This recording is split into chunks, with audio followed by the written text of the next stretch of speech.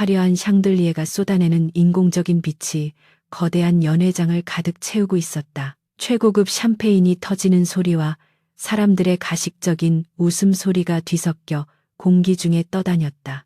이곳은 대한민국 상위 1%만이 초대받는다는 더원 호텔의 그랜드 볼룸이었다. 한서윤은 빳빳하게 다림질된 하얀색 유니폼 셔츠의 깃을 살짝 정리하며 긴장된 표정을 지어 보였다. 하지만 그녀의 겉모습과 달리 그녀의 눈동자는 먹잇감을 노리는 맹수처럼 차갑게 가라앉아 있었다. 그녀는 쟁반 위에 놓인 크리스털 와인 잔들이 서로 부딪히지 않도록 조심스럽게 균형을 잡으며 인파 속을 파고들었다. 오늘 밤 그녀의 목표는 단 하나였다.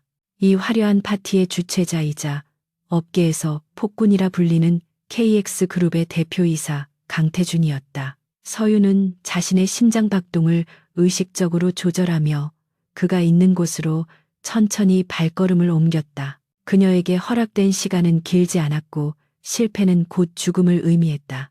연회장의 정중앙에는 마치 보이지 않는 결계가 쳐진 듯 사람들이 함부로 다가가지 못하는 구역이 존재했다. 그 중심에 선 강태준은 주변을 압도하는 서늘한 기운을 내뿜고 있었다. 검은색 맞춤 슈트는 그의 탄탄한 체격을 완벽하게 감싸고 있었고 날카로운 턱선과 무심한 눈빛은 그가 왜 냉혈한이라 불리는지 단번에 알게 해주었다. 그는 쉴 새 없이 다가와 아부하는 중년의 사업가들을 벌레 보듯 내려다보며 지루하다는 듯 샴페인 잔을 기울이고 있었다. 서윤은 그가 재킷 안쪽 주머니에 손을 넣었다. 빼는 찰나의 순간을 놓치지 않았다. 그녀가 그토록 찾아 헤매던 소형 저장 장치가 바로 그곳에 있었다. 아버지의 억울한 누명을 벗기고 빼앗긴 모든 것을 되찾을 수 있는 유일한 열쇠가 저 오만한 남자의 품 안에 들어있는 것이다. 서윤은 깊게 숨을 들이마시며 자신의 표정을 순진하고 겁 많은 신입 직원으로 완벽하게 위장했다. 강태준은 지독한 권태를 느끼고 있었다. 눈앞에서 침을 튀기며 알랑거리는 이들이 역겨워 당장이라도 자리를 박차고 나가고 싶었지만 오늘 밤은 중요한 계약이 얽혀있는 자리였다. 그는 습관적으로 재킷 안주머니의 불룩한 감촉을 확인했다. 경쟁사들이 목숨을 걸고 노리는 기밀 정보가 담긴 칩이었다.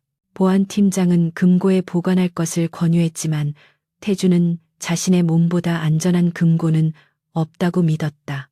그때였다. 인파를 헤치고 다가오던 앳된 얼굴의 여직원이 눈에 들어왔다. 커다란 눈망울에 당황한 기색이 역력한 그녀는 무언가에 걸린 듯 비틀거리고 있었다. 태준의 예리한 감각이 순간적으로 이상 신호를 감지했지만 그가 반응하기도 전에 여직원의 몸이 그에게로 쏠렸다. 찰나의 순간이었지만 태준은 그녀의 움직임이 묘하게 계산적이라는 느낌을 지울 수 없었다. 하지만 이미 상황은 벌어지고 있었다. 와장창하는 요란한 파열음과 함께 쟁반 위에 있던 붉은 와인이 태준의 셔츠와 재킷을 적셨다. 주변의 소음이 순식간에 멈췄고 연회장 안의 모든 시선이 두 사람에게 꽂혔다. 서윤은 바닥에 주저앉아 깨진 유리 조각들 사이에서 사시나무 떨듯 몸을 떨었다. 그녀의 계획은 완벽했다. 넘어지는 순간의 반동을 이용해 태준의 가슴팍에 부딪혔고 혼란을 틈타 그의 안주머니로 손을 미끄러뜨리는데 성공했다. 손가락 끝에 닿은 차가운 금속의 감촉이 짜릿했다. 그녀는 그 짧은 순간에 칩을 빼내어 자신의 소매 안으로 감추는 마술 같은 손기술을 발휘했다. 이제 남은 것은 완벽한 피해자 연기뿐이었다. 서윤은 고개를 푹 숙인 채 울먹이는 목소리로 죄송하다는 말을 연발했다. 그녀의 어깨가 가네프게 흔들렸고 그 모습은 누가 봐도 실수로 곤경에 처한 가여운 소녀였다. 태준은 젖어버린 자신의 옷을 내려다보지도 않은 채 발 아래 엎드린 여자를 응시했다. 보통의 사람이라면 당황해서 허둥지둥하거나 공포에 질려 말문이 막혔을 것이다. 물론 이 여자도 겉으로는 충분히 겁에 질린 것처럼 보였다. 하지만 태준은 동물적인 감각으로 그녀에게서 풍기는 미세한 위화감을 포착했다. 그녀가 자신의 품에 안기듯 부딪혔을 때 느꼈던 단단한 근육의 긴장감은 단순한 실수라고 보기에는 너무나 기민했다. 게다가 붉은 와인 향기 사이로 희미하게 맡아진 그녀의 채취는 두려움의 냄새가 아니었다. 그것은 차갑고 정제된 그리고 위험할 정도로 매혹적인 향기였다.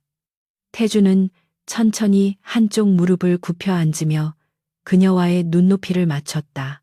그의 행동에 주변의 경호원들이 긴장하며 다가왔지만 태주는 손을 들어 그들을 제지했다. 고개를 들어봐.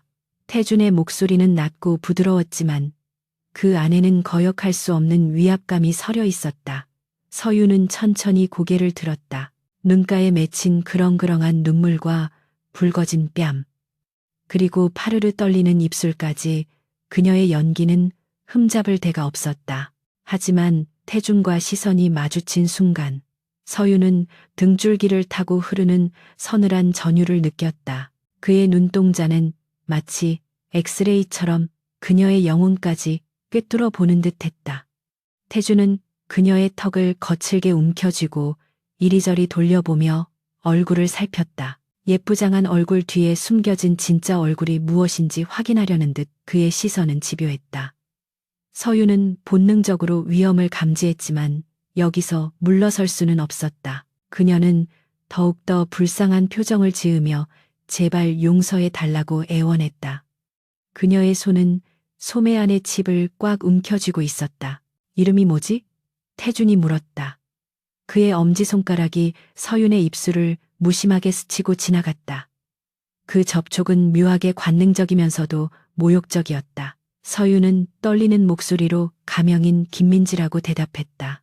태준은 그 이름을 입안에서 굴려보듯 되뇌며 피식 웃었다. 그 웃음은 서윤의 심장을 덜컥 내려앉게 만들었다. 그는 그녀가 거짓말을 하고 있다는 것을 알고 있는 것 같았다. 하지만 태준은 더 이상 추궁하지 않았다. 그는 자리에서 일어나며 젖은 재킷을 벗어 옆에 있던 비서에게 던졌다. 그리고는 차가운 목소리로 말했다. 오늘은 기분이 좋으니 그냥 넘어가도록 하지. 당장 내 눈앞에서 사라져. 그 말은 자비가 아니라 경고였다. 서유는 수없이 고개를 조아리며 뒷걸음질 쳤고 사람들의 비웃음을 뒤로한 채 서둘러 연회장을 빠져나갔다. 직원용 로커룸으로 도망치듯 들어온 서유는 문을 잠그자마자 가쁜 숨을 몰아쉬었다. 등은 식은땀으로 축축하게 젖어 있었고 다리가 풀려 바닥에 주저앉을 뻔했다. 강태준이라는 남자는 그녀가 예상했던 것보다 훨씬 더 위험한 인물이었다. 그 짧은 대면 속에서도 그는 그녀의 본질을 꿰뚫어 보는 듯한 날카로움을 보여주었다. 서유는 떨리는 손으로 소매 안에 숨겨두었던 칩을 꺼내 들었다. 조명 아래서 반짝이는 작은 메모리 칩을 확인하자 안도감과 함께 희열이 밀려왔다. 드디어 해냈다. 이것만 있으면 아버지의 결백을 증명하고 그녀의 가족을 파멸로 몰아넣은 자들에게 복수할 수 있었다. 서유는 칩을 자신의 가방 깊숙한 곳에 숨기고 서둘러 옷을 갈아입었다. 최대한 빨리 이 호텔을 빠져나가야 했다. 강태준이 칩이 사라진 것을 눈치채는 것은 시간 문제였다. 한편 다시 연회장으로 돌아온 태준은 새 셔츠로 갈아입는 대신 젖은 셔츠를 그대로 입은 채 소파에 앉아 있었다.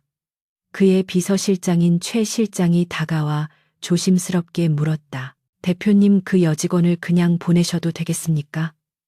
신원조회를 해보니 등록되지 않은 임시 직원이라고 합니다.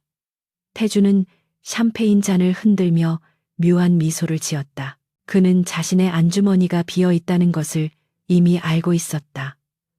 그 여자가 부딪히는 순간 느꼈던 그 미세한 손놀림은 전문가의 솜씨였다. 대담하게도 호랑이 굴에 들어와 호랑이의 수염을 뽑아간 격이었다. 태준은 그 맹랑한 도둑고양이가 훔쳐간 것이 무엇인지 떠올리며 흥미롭다는 듯 눈을 빛냈다. 어차피 그 칩은 암호화되어 있어 그녀가 열어볼 수 있는 물건이 아니었다. 게다가 그 안에는 추적 장치가 심어져 있었다. 그냥 두어라. 쥐새끼가 어디까지 도망갈 수 있는지 구경이나 해보지. 태준이 나직하게 중얼거렸다. 그의 눈빛은 사냥을 앞둔 맹수의 그것처럼 잔인하게 빛나고 있었다. 그는 여자가 남기고 간 미묘한 향기를 기억해냈다. 라일락과 화약 냄새가 섞인 듯한 독특한 향이었다. 태준은 휴대폰을 꺼내 보안팀에게 짧은 메시지를 보냈다. 타겟의 위치를 실시간으로 추적해. 그리고 그녀가 접촉하는 모든 사람을 파악해라. 오늘 밤은 꽤나 지루할 줄 알았는데 예상치 못한 장난감이 굴러들어왔다. 태준은 그 여자가 자신의 손바닥 위에서 발버둥치는 모습을 상상하며 즐거움을 느꼈다. 그녀가 누구의 사주를 받았든 혹은 독자적인 계획이었든 간에 감히 강태준의 물건에 손을 댄 대가는 혹독할 것이었다. 서유는 호텔 뒷문을 통해 빠져나와 차가운 밤 공기를 들이마셨다. 서울의 밤거리는 여전히 화려했지만 그녀에게는 춥고 삭막하게만 느껴졌다. 그녀는 택시를 잡아타고 목적지를 말하지 않은 채 무작정 시내를 돌라고 지시했다. 혹시 모를 미행을 따돌리기 위해서였다. 차창 밖으로 스쳐 지나가는 풍경을 바라보며 서유는 과거의 기억을 떠올렸다. 화목했던 가정, 존경받던 아버지, 그리고 하루아침에 모든 것을 잃고 거리로 나앉게 되었던 그날의 절망. 그 모든 비극의 중심에 KX 그룹과 강태준이 있었다. 그녀는 입술을 깨물며 다짐했다. 반드시 그들을 무너뜨리겠다고. 서유는 가방 속의 칩을 다시 한번 확인하며 주먹을 꽉 쥐었다. 이 싸움은 이제 시작일 뿐이었다. 하지만 그녀는 아직 모르고 있었다. 자신이 훔친 것이 단순한 정보가 아니라 악마와의 계약서라는 사실을. 택시는 한적한 주택가 골목에 멈춰섰다. 서유는 익숙한 듯 허름한 빌라의 계단을 올라 옥탑방으로 향했다. 도어락을 해제하고 안으로 들어선 그녀는 곧바로 노트북을 켰다. 낡은 책상 위에는 그녀가 오랫동안 수집해온 KX 그룹에 대한 자료들이 어지럽게 널려 있었다. 서유는 심호흡을 한 번 하고 훔쳐온 칩을 리더기에 연결했다.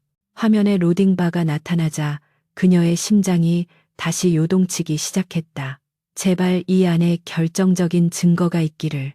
하지만 모니터에 뜬 것은 예상치 못한 메시지였다. 접근이 거부되었습니다. 생체 인증이 필요합니다. 서윤의 얼굴이 하얗게 질렸다. 단순한 패스워드가 아니라 강태준 본인의 생체 정보가 있어야만 열리는 최상위 보안 등급이었던 것이다. 그녀는 허탈감에 책상을 내리쳤다. 위험을 무릅쓰고 가져왔지만 이것만으로는 아무것도 할 수 없었다. 그 시각 강태준은 호텔의 펜트하우스에서 대형 스크린을 통해 지도를 보고 있었다. 지도 위에 붉은 점이 서울의 한 변두리 지역에서 깜빡이고 있었다. 저기가 쥐새끼의 은신처인가. 태준은 꼬냑을 한 모금 마시며 비릿한 웃음을 흘렸다. 생각보다 초라하고 볼품없는 곳이었다. 그는 비서에게 지시했다. 차대기 시켜. 직접 가서 쥐를 잡아야겠어. 최 실장이 놀란 눈으로 물었다. 직접 가시겠습니까? 경호팀을 보내면 충분할 텐데요. 태준은 고개를 저었다. 아니, 내 물건은 내가 직접 회수한다. 그리고 그 대담한 도둑님에게 주제 파악을 좀 시켜줘야지. 태준은 자리에서 일어나 재킷을 걸쳤다.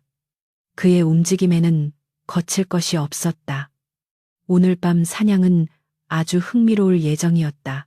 서유는 절망에 빠져 있을 시간이 없었다. 어떻게든 이 보안을 뚫을 방법을 찾아야 했다. 해킹 툴을 돌려보았지만 KX그룹의 방화벽은 철옹성 같았다. 그때 밖에서 자동차 엔진 소리가 들려왔다. 이 낡은 동네에는 어울리지 않는 육중하고 낮은 배기음이었다. 서유는 창문 틈으로 밖을 내다보았다. 가로등 불빛 아래 검은색 세단 몇 대가 골목을 막아선 채 정차해 있었다. 그리고 가장 앞선 차에서 내리는 남자의 실루엣을 본 순간 서윤의 심장이 멈추는 듯했다. 강태준이었다. 그가 어떻게 이곳을 알았지? 추적 장치. 서윤은 그제야 자신의 실수를 깨달았다. 그녀는 황급히 노트북과 칩을 챙겨 뒷문으로 향했지만 이미 늦었다는 것을 직감했다. 좁은 옥탑방의 문이 부서질 듯 쾅쾅 울렸다. 문 열어. 김민지 아니 한서윤 씨. 문 밖에서 들려오는 태준의 목소리는 호텔에서 들었던 것보다 훨씬 더 낮고 위협적이었다. 서윤은 자신의 진짜 이름을 부르는 그의 목소리에 전율했다. 그는 이미 모든 것을 알고 있었다. 그녀의 신분, 그녀의 위치, 그리고 그녀의 목적까지. 서윤은 도망칠 곳이 없다는 것을 깨닫고 현관문 앞에 섰다. 손에 쥔 칩이 뜨겁게 느껴졌다. 이대로 잡히면 모든 것이 끝이다.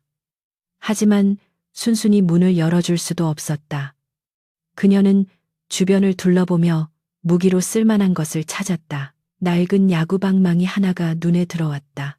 서윤은 그것을 꽉 쥐고 문고리를 잡았다. 공포가 온몸을 휘감았지만 그 밑바닥에는 옥이라는 불씨가 타오르고 있었다. 그녀는 문을 벌컥 열어 젖혔다. 문이 열리자마자 차가운 밤바람과 함께 태준이 안으로 들어왔다.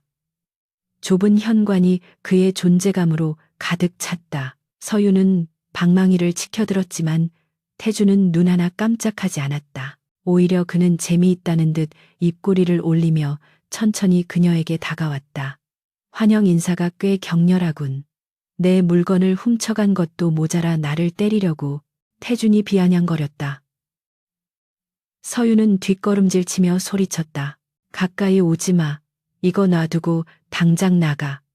하지만 태준은 그녀의 경고를 무시하고 단숨에 거리를 좁혔다.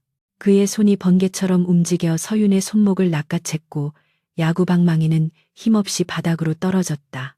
태준은 그녀를 벽으로 밀어붙이며 귓가에 속삭였다. 이제 연극은 끝났어, 신데렐라. 구두 대신 칩을 남기고 간 건 참신했지만 자정은 이미 지났어. 강태준의 거친 손길에 이끌려 억지로 검은색 세단 뒷좌석에 처박힌 한서윤은 가쁜 숨을 몰아쉬며 흐트러진 머리카락을 쓸어 넘겼다. 고급 가죽 시트의 차가운 감촉이 등줄기를 타고 올라와 공포심을 더욱 자극했다. 차 안은 숨막힐 듯한 정적으로 가득 차 있었고 운전석과 조수석에 앉은 경호원들은 마치 조각상처럼 미동도 하지 않았다. 그녀의 옆에 앉은 태준은 창밖으로 빠르게 스쳐 지나가는 서울의 야경을 무심하게 바라보고 있을 뿐이었다. 서윤은 떨리는 손을 무릎 위에서 꽉 쥐며 애써 침착함을 유지하려 노력했다. 도대체 어디로 끌고 가는 것일까? 경찰서라면 이미 도착하고도 남았을 시간이었다. 하지만 차는 도심의 화려한 빌딩 숲을 향해 거침없이 질주하고 있었다. 그녀의 머릿속에서는 최악의 시나리오들이 꼬리를 물고 이어졌다. 쥐도 새도 모르게 처리될 수도 있다는 생각이 들자 뱃속이 뒤틀리는 듯한 메스꺼움이 밀려왔다. 차량은 대한민국 최고 높이를 자랑하는 KX 그룹 본사 타워의 지하 주차장으로 미끄러지듯 들어갔다. 일반인 출입이 철저히 통제된 전용 구역이었다. 차 문이 열리고 태준이 먼저 내리자 경호원들이 서윤을 강압적으로 하차시켰다. 저항할 힘조차 남아있지 않은 그녀는 비틀거리며 태준의 뒤를 따랐다. 전용 엘리베이터는 멈추지 않고 곧장 최상층인 펜트하우스 오피스로 향했다. 초고속으로 상승하는 엘리베이터 안에서 느껴지는 기압차로 이내 귀가 먹먹해졌다. 이윽고 문이 열리고 드러난 공간은 사무실이라기보다는 거대한 왕궁의 아련실 같았다. 통유리 너머로 서울 시내가 발 아래 펼쳐져 있었고 차갑고 모던한 인테리어는 주인의 성격을 그대로 대변하고 있었다. 태준은 재킷을 벗어 소파에 던지고는 넥타이를 느슨하게 풀며 자신의 책상으로 걸어갔다. 태준은 책상 서랍에서 무언가를 꺼내 서윤의 앞으로 던졌다. 그것은 서윤이 목숨을 걸고 훔쳐냈던 바로 그 칩이었다. 툭 하는 소리와 함께 대리석 바닥에 떨어진 작은 조각을 바라보며 서윤은 허탈감에 입술을 깨물었다. 태준은 책상에 비스듬히 걸터 앉아 팔짱을 낀 채 그녀를 내려다보았다. 네가 가져간 건 빈 껍데기야. 위치 추적기가 내장된 미끼지. 보안팀에서 쥐새끼를 잡기 위해 특별히 제작한 장난감인데 네가 덥석 물 줄은 몰랐군. 태준의 목소리에는 조롱이 가득 섞여 있었다. 서유는 주먹을 불끈 쥐며 그를 노려보았다. 처음부터 함정이었다는 사실에 분노가 치밀어 올랐지만 동시에 자신의 무력함이 뼈저리게 느껴졌다. 그녀는 치밀하게 계획했다고 생각했지만 결국 이 남자의 손바닥 위에서 노란한 꼴이었다. 그는 리모컨을 들어 벽면에 대형 스크린을 켰다. 화면에는 서윤에 관한 상세한 신상 정보가 띄워졌다. 한서윤, 25세, 전한성 건설 회장 한명석의 외동딸. 부친은 3년 전 횡령 혐의로 구속된 후 옥중에서 자살. 모친은 충격으로 병사. 현재 남은 빚만 30억. 서윤은 자신의 비참한 현실이 적나라하게 까발려지는 것을 보며 수치심에 고개를 돌렸다. 태주는 천천히 그녀에게 다가와 턱을 잡아 강제로 시선을 맞췄다. 한때는 공주님이었는데 지금은 남의 주머니나 터는 자범 신세라니 인생이란 참 얇겠지 않나? 그의 말은 비수처럼 날카롭게 서윤의 가슴을 후벼 팠다. 그녀는 그의 손을 뿌리치며 소리쳤다. 함부로 말하지 마. 우리 아빠는 횡령 따위 하지 않았어. 너희 같은 놈들이 누명을 씌운 거야. 태주는 흥미롭다는 듯 눈썹을 치켜 올렸다. 우리 같은 놈들? 그래, 그 패기 하나는 마음에 드는군. 하지만 진실이 무엇이든 세상은 너를 범죄자의 딸이자 도둑으로 기억할 뿐이야. 지금 당장 경찰에 넘기면 넌 특수절도 및 산업 스파이 혐의로 최소 10년은 감옥에서 썩게 될 거다. 태주는 서늘한 미소를 지으며 말을 이었다. 감옥에서 나오면 너는 40이 넘은 전과자가 되어 있겠지. 그때가 되면 복수고 뭐고 입에 풀칠하기도 바쁠 텐데. 서유는 할 말을 잃었다. 그의 말은 틀린 구석이 하나도 없었다. 감옥에 가는 순간 아버지의 명예를 회복할 기회는 영영 사라지는 것이었다. 그녀의 눈동자가 흔들리는 것을 포착한 태주는 계기를 박듯 제안을 던졌다. 하지만 내게 다른 선택지를 줄 수도 있어. 선택지? 서윤이 의아한 표정으로 되물었다. 태주는 책상 위에서 서류 봉투 하나를 집어 그녀에게 건넸다. 그것은 두툼한 계약서였다. 태주는 마치 자비로운 군주처럼 오만한 태도로 설명했다. 나와 결혼해. 정확히 말하면 1년 동안 내 안에 연기를 하는 거지. 서윤은 자신의 귀를 의심했다. 방금 도둑질을 하다 잡힌 여자에게 결혼을 제안하다니 제정신이 아닌 것 같았다. 무슨 소리야. 날 경찰에 넘기는 게 아니라 결혼을 하자고. 태주는 피식 웃으며 답했다. 착각하지 마. 사랑 노름 따위를 하자는 게 아니니까. 난 지금 내 배경만 보고 달려드는 하이에나 같은 여자들과 귀찮게 구는 집안 어른들을 떼어낼 방패가 필요해. 적당히 예쁘고 머리 회전이 빠르면서 내 약점을 잡을 수 없는 그런 여자 말이야. 태주는 서윤의 주위를 천천히 돌며 그녀를 평가하듯 훑어보았다. 너는 완벽한 조건을 갖췄어. 잃을 게 없어서 도끼가 바짝 올라있고 신분 세탁이 필요하며 무엇보다 돈이 절실하지. 내가 네 빚을 전부 청산해주고 신분도 세탁해주겠다. 대신 넌 1년 동안 내 완벽한 인형이 되어주면 돼. 서윤은 혼란스러웠다. 이것은 악마의 거래였다. 원수의 아내가 되어 그의 품 안에서 웃음을 팔아야 한다니 자존심이 허락하지 않았다. 하지만 거절한다면 그녀에게 남은 미래는 차가운 철창뿐이었다. 서윤은 떨리는 손으로 계약서를 펼쳤다. 계약 조건은 파격적이었다. 채무 변제, 최고급 주거 환경 제공, 그리고 계약 종료 후 위자료 지급. 하지만 그 대가는 그녀의 자유와 영혼이었다. 네가 복수를 꿈꾸고 있다는 건 알아. 태준이 나직하게 속삭였다. 그의 목소리는 유혹적이기까지 했다. 하지만 밖에서 돌멩이나 던져서는 저 견고한 성벽을 무너뜨릴 수 없어. 성 안으로 들어와야지. 내 곁에 있으면 네가 그토록 원하던 정보들의 접근할 기회가 생길지도 모르잖아. 물론 그건 네 능력에 달린 문제겠지만 서유는 고개를 들어 태준을 똑바로 응시했다. 그는 지금 그녀를 시험하고 있었다. 위험을 감수하고 호랑이 굴로 들어올 배짱이 있는지 묻고 있는 것이었다. 서윤의 머릿속에서 이성이 경고음을 울렸지만 가슴 깊은 곳에서는 뜨거운 야망이 꿈틀거렸다. 이 남자의 말이 맞았다. 이것은 기회였다. 가장 가까운 곳에서 그의 목에 칼을 겨눌 수 있는 유일한 기회. 좋아. 서윤은 결심을 굳힌 듯 단호하게 말했다. 하지만 조건이 있어. 내 사생활은 건드리지 마. 그리고 계약이 끝나면 깔끔하게 놓아줘. 태주는 만족스러운 듯 미소를 지었다. 건방지긴, 내 사생활 따위에 관심 가질 시간 없어. 계약 종료 후엔 뒤도 안 돌아보고 버려줄 테니 걱정 말고. 그는 만년필을 꺼내 서윤에게 내밀었다. 서윤은 잠시 망설이다가 만년필을 받아들었다. 손끝에 닿은 금속의 차가움이 마치 족쇄처럼 느껴졌다. 그녀는 서명란에 자신의 이름을 정자로 적어 넣었다. 종이 위를 스치는 펜촉 소리가 적막한 사무실에 유난히 크게 울려 퍼졌다. 서명을 마친 서윤이 고개를 들자 태주는 그녀의 손에서 계약서를 낚아채듯 가져갔다. 훌륭해. 태주는 인터폰을 눌러 비서실장을 호출했다. 최 실장 들어와. 잠시 후 문이 열리고 최 실장이 들어오자 태주는 계약서를 그에게 넘기며 지시했다. 내일부터 올릴 준비해. 그리고 이 여자를 당장 데리고 가서 씻기고 입혀.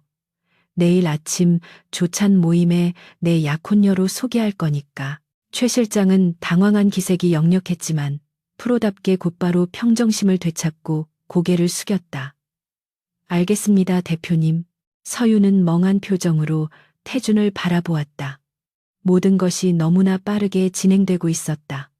태준은 그런 그녀에게 다가와 귓가에 속삭였다. 이제부터 내 이름은 한서윤이 아니라 내가 만든 신데렐라야. 유리 구두가 깨지지 않게 조심해. 밟히면 꽤 아플 테니까. 최 실장의 안내를 받아 펜트하우스의 게스트룸으로 이동한 서윤은 거울 속에 비친 자신의 모습을 바라보았다. 초라한 유니폼을 입은 창백한 여자가 그곳에 있었다. 이제 이 모습과는 작별이었다. 내일부터 그녀는 대한민국 최고 재벌가의 안주인이 되어야 했다. 욕실로 들어간 서윤은 뜨거운 물을 틀어놓고 샤워기 아래 섰다. 쏟아지는 물줄기가 그녀의 몸을 때렸지만 마음속의 불안감은 씻겨 내려가지 않았다. 강태준이라는 남자는 생각보다 훨씬 더 위험하고 치밀했다. 그는 그녀를 이용해 자신의 입지를 굳히려는 것이 분명했다. 하지만 서윤 역시 그를 이용할 생각이었다. 그녀는 젖은 머리카락을 뒤로 넘기며 거울을 향해 차가운 미소를 지어 보였다. 누가 누구를 잡아먹게 될지는 두고 봐야 알겠지. 다음 날 아침 서윤은 완전히 다른 사람이 되어 있었다. 최고급 뷰티 살롱의 전문가들이 달라붙어 그녀의 머리부터 발끝까지 완벽하게 세팅해 놓았다. 우아한 아이보리색 트위드 원피스는 그녀의 가녀린 몸매를 돋보이게 했고 은은한 메이크업은 그녀의 본래 미모를 극대화했다. 서윤은 어색한 듯 옷자락을 만지작거렸지만 거울 속의 그녀는 태어날 때부터 재벌가 영예였던 것처럼 고상해 보였다. 준비를 마치고 거실로 나가자 태준이 이미 기다리고 있었다. 그는 완벽한 핏의 네이비 슈트를 입고 신문을 보고 있었다. 서윤의 발소리에 고개를 든 태준의 눈에 찰나의 놀라움이 스쳐 지나갔다. 촌스러운 도둑 고양이가 꽤 그럴듯한 페르시안 고양이로 변신해 있었기 때문이었다. 나쁘지 않군. 태준은 건조하게 평가하며 자리에서 일어났다. 그는 서윤에게 팔을 내밀었다. 가자. 늦으면 곤란해. 서윤은 잠시 망설이다가 그의 팔에 손을 올렸다. 단단한 근육이 옷감 너머로 느껴졌다. 두 사람은 엘리베이터를 타고 로비로 내려갔다. 로비에는 이미 수많은 취재진이 진을 치고 있었다. 태준이 약혼녀를 공개한다는 소문이 밤새 퍼진 모양이었다. 엘리베이터 문이 열리고 플래시 세례가 쏟아지자 서윤은 순간적으로 움츠러들었다. 하지만 태준이 그녀의 허리를 단단히 감싸 안으며 귓가에 속삭였다. 웃어. 지금부터 쇼타임이니까. 서윤은 숨을 깊게 들이마시고 얼굴에 환한 미소를 띄었다. 수많은 카메라 렌즈 앞에서 그녀는 수줍으면서도 행복한 예비 신부의 연기를 시작했다. 기자들의 질문이 빗발쳤다. 강 대표님 옆에 계신 분은 누구십니까? 언제부터 교제하셨습니까? 결혼은 언제 하실 예정입니까? 태준은 여유로운 미소를 지으며 손을 들어 질문을 제지했다. 소개하겠습니다. 제 약혼녀 한서윤 양입니다. 우리는 서로 첫눈에 반했고 곧 식을 올릴 예정입니다. 더 이상의 자세한 질문은 사생활 보호를 위해 받지 않겠습니다. 태준의 당당한 태도에 기자들은 압도되어 귀를 터주었다. 서윤은 태준의 에스코트를 받으며 대기하고 있던 리무진에 올랐다. 차문이 닫히고 밖의 소음이 차단되자 태준은 언제 웃었냐는 듯 차가운 표정으로 돌아왔다. 연기가 꽤 자연스럽더군.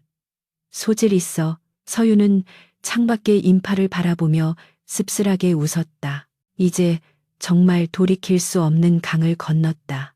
차는 곧장 태준의 본가인 성북동 저택으로 향했다. 오늘 아침 조찬 모임은 단순한 식사 자리가 아니라 태준의 가족들에게 서윤을 정식으로 인사시키는 자리였다. 태준은 가는 내내 서윤에게 가족 관계와 주의해야 할 점들을 주입시켰다. 아버지는 몸이 편찮으셔서 요양 중이시고 실권은 새어머니인 장여사가 쥐고 있어. 그녀는 내 자리를 호시탐탐 노리는 독사 같은 여자야. 절대 빈틈을 보이지 마. 네가 조금이라도 어수룩하게 굴면 뼈도 못 추릴 테니까. 서윤은 긴장하며 그의 말을 새겨들었다. 태준의 집안 역시 전쟁터나 다름없었다. 그녀는 자신이 뛰어든 곳이 단순히 한 남자의 품이 아니라 맹수들이 우글거리는 정글이라는 것을 실감했다. 저택의 거대한 철문이 열리고 차가 멈춰섰다. 현관 앞에는 고용인들이 도열해 있었고 그 중앙에는 화려한 한복을 차려입은 중년의 여인이 서 있었다. 장여사였다. 그녀의 눈매는 매섭게 치켜 올라가 있었고 입가에는 억지스러운 미소가 걸려 있었다. 차에서 내린 태준은 서윤의 손을 잡고 장여사 앞으로 다가갔다. 어머니 인사 받으시죠. 제 약혼녀입니다. 태준의 목소리는 정중했지만 그 안에는 팽팽한 긴장감이 흘렀다. 장여사는 서윤을 머리부터 발끝까지 훑어보며 코웃음을 쳤다. 어디서 굴러먹던 뼈다귀인지 모르겠지만 꽤 반반하구나.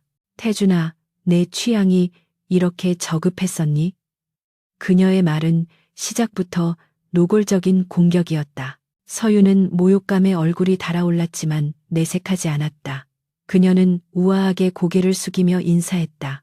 처음 뵙겠습니다, 어머니. 부족하지만 잘 부탁드립니다. 서윤의 침착한 대응에 장여사의 눈썹이 꿈틀거렸다. 보통의 여자라면 기가 죽거나 당황했을 텐데 서윤은 전혀 흔들림이 없었다. 태준은 속으로 쾌재를 불렀다. 역시 자신의 선택이 틀리지 않았다. 이 여자는 장여사의 독서를 받아낼 맷집을 가지고 있었다. 장여사는 불쾌한 기색을 감추지 않고 배를 차며 안으로 들어갔다. 들어와라, 밥이나 먹자. 태준은 서윤의 손을 더욱 꽉 잡으며 낮은 목소리로 말했다. 잘했어. 그렇게 버티는 거야. 서윤은 태준을 올려다 보았다. 그의 눈빛에서 처음으로 동지애 같은 것이 느껴졌다. 하지만 그녀는 방심하지 않았다. 이 남자는 언제든 그녀를 방패막이로 쓸 준비가 되어 있는 냉혈한이었다. 식사 자리는 가시방석 그 자체였다. 장여사와 그녀의 아들인 강민우 상무는 끊임없이 서윤의 출신과 배경을 캐물으며 곤란하게 만들었다. 하지만 태준과 서윤은 사전에 맞춘 시나리오대로 능수능란하게 대처했다. 몰락한 집안 이야기는 쏙 빼고 해외에서 미술을 공부하다가 귀국했다는 거짓 설정으로 둘러댔다. 태준은 적재적소에서 서윤을 감싸며 다정한 예비신랑 연기를 펼쳤고 서윤 역시 수줍은 척하며 태준에게 의지하는 모습을 보여주었다. 식사가 끝날 무렵 장 여사는 더 이상 트집 잡을 거리가 없자 분한 듯 숟가락을 내려놓았다. 결혼식은 최대한 조용히 치르거라. 우리 그룹 격 떨어지게 시끄럽게 굴지 말고. 그것은 사실상 결혼을 허락한다는 뜻이었다. 저택을 빠져나오는 차 안에서 태주는 넥타이를 풀며 긴 한숨을 내쉬었다. 생각보다 잘 넘어갔군. 내 연기력은 인정하지. 서윤은 긴장이 풀리자 급격한 피로가 몰려왔다. 그녀는 창백한 얼굴로 태준에게 물었다. 이제 저는 어떻게 되는 거죠? 펜트하우스로 돌아가나요? 태준은 고개를 저었다. 아니, 오늘부터 넌 여기서 살아야 해. 내 펜트하우스는 너무 노출되어 있어. 너를 보호하고 감시하기에 이곳만큼 좋은 곳은 없지. 서윤은 깜짝 놀라 물었다. 여기서요? 저 사람들과 함께 말입니까? 태주는 잔인한 미소를 지으며 답했다. 그래, 적의 품 안에서 사는 게 가장 안전할 때도 있는 법이야. 그리고 오늘 밤부터는 내 방을 써야 할 거야. 우린 꿀 떨어지는 신혼부부니까 각방을 쓸 수는 없잖아? 서윤은 말문이 막혔다. 적들과 한 집에 사는 것도 모자라 태준과 한 방을 써야 한다니. 그녀의 심장이 불안하게 요동쳤다. 태준은 그런 그녀의 반응을 즐기듯 턱을 괴고 많이 바라보았다. 걱정 마. 네가 내 취향이 되기 전까진 손대지 않을 테니까. 물론 네가 원한다면 봉사해줄 의향은 있지만. 그의 농담 섞인 말에 서윤은 얼굴을 붉히며 창밖으로 고개를 돌렸다. 하지만 유리창에 비친 그녀의 눈빛은 다시 차갑게 빛나고 있었다. 이 모든 수모와 공포를 견뎌내야만 했다. 그래야만 진실에 다가갈 수 있었다. 서윤은 주먹을 꽉 쥐며 다짐했다. 반드시 이 감옥 같은 곳에서 살아남아 주인인 강태준마저 집어삼키겠다고. 성북동 저택의 밤은 도심의 펜트하우스와는 다른 종류의 적막함으로 가득 차 있었다. 고풍스러운 가구들이 내뿜는 나무 냄새와 칠흑 같은 어둠이 뒤섞여 마치 거대한 무덤 속에 들어와 있는 듯한 착각을 불러일으켰다. 한서윤은 킹사이즈 침대 한 구석에 웅크린 채 숨소리조차 내지 않으려 노력했다. 옆자리에 누운 강태준의 규칙적인 호흡 소리가 그녀의 청각을 예민하게 자극했다. 그는 마치 이 상황이 아무렇지도 않다는 듯 금세 잠이 들었지만 서윤은 신경이 곤두서서 잠을 이룰 수가 없었다. 한 이불 아래 원수와 함께 누워있다는 사실이 그녀를 질식하게 만들었다.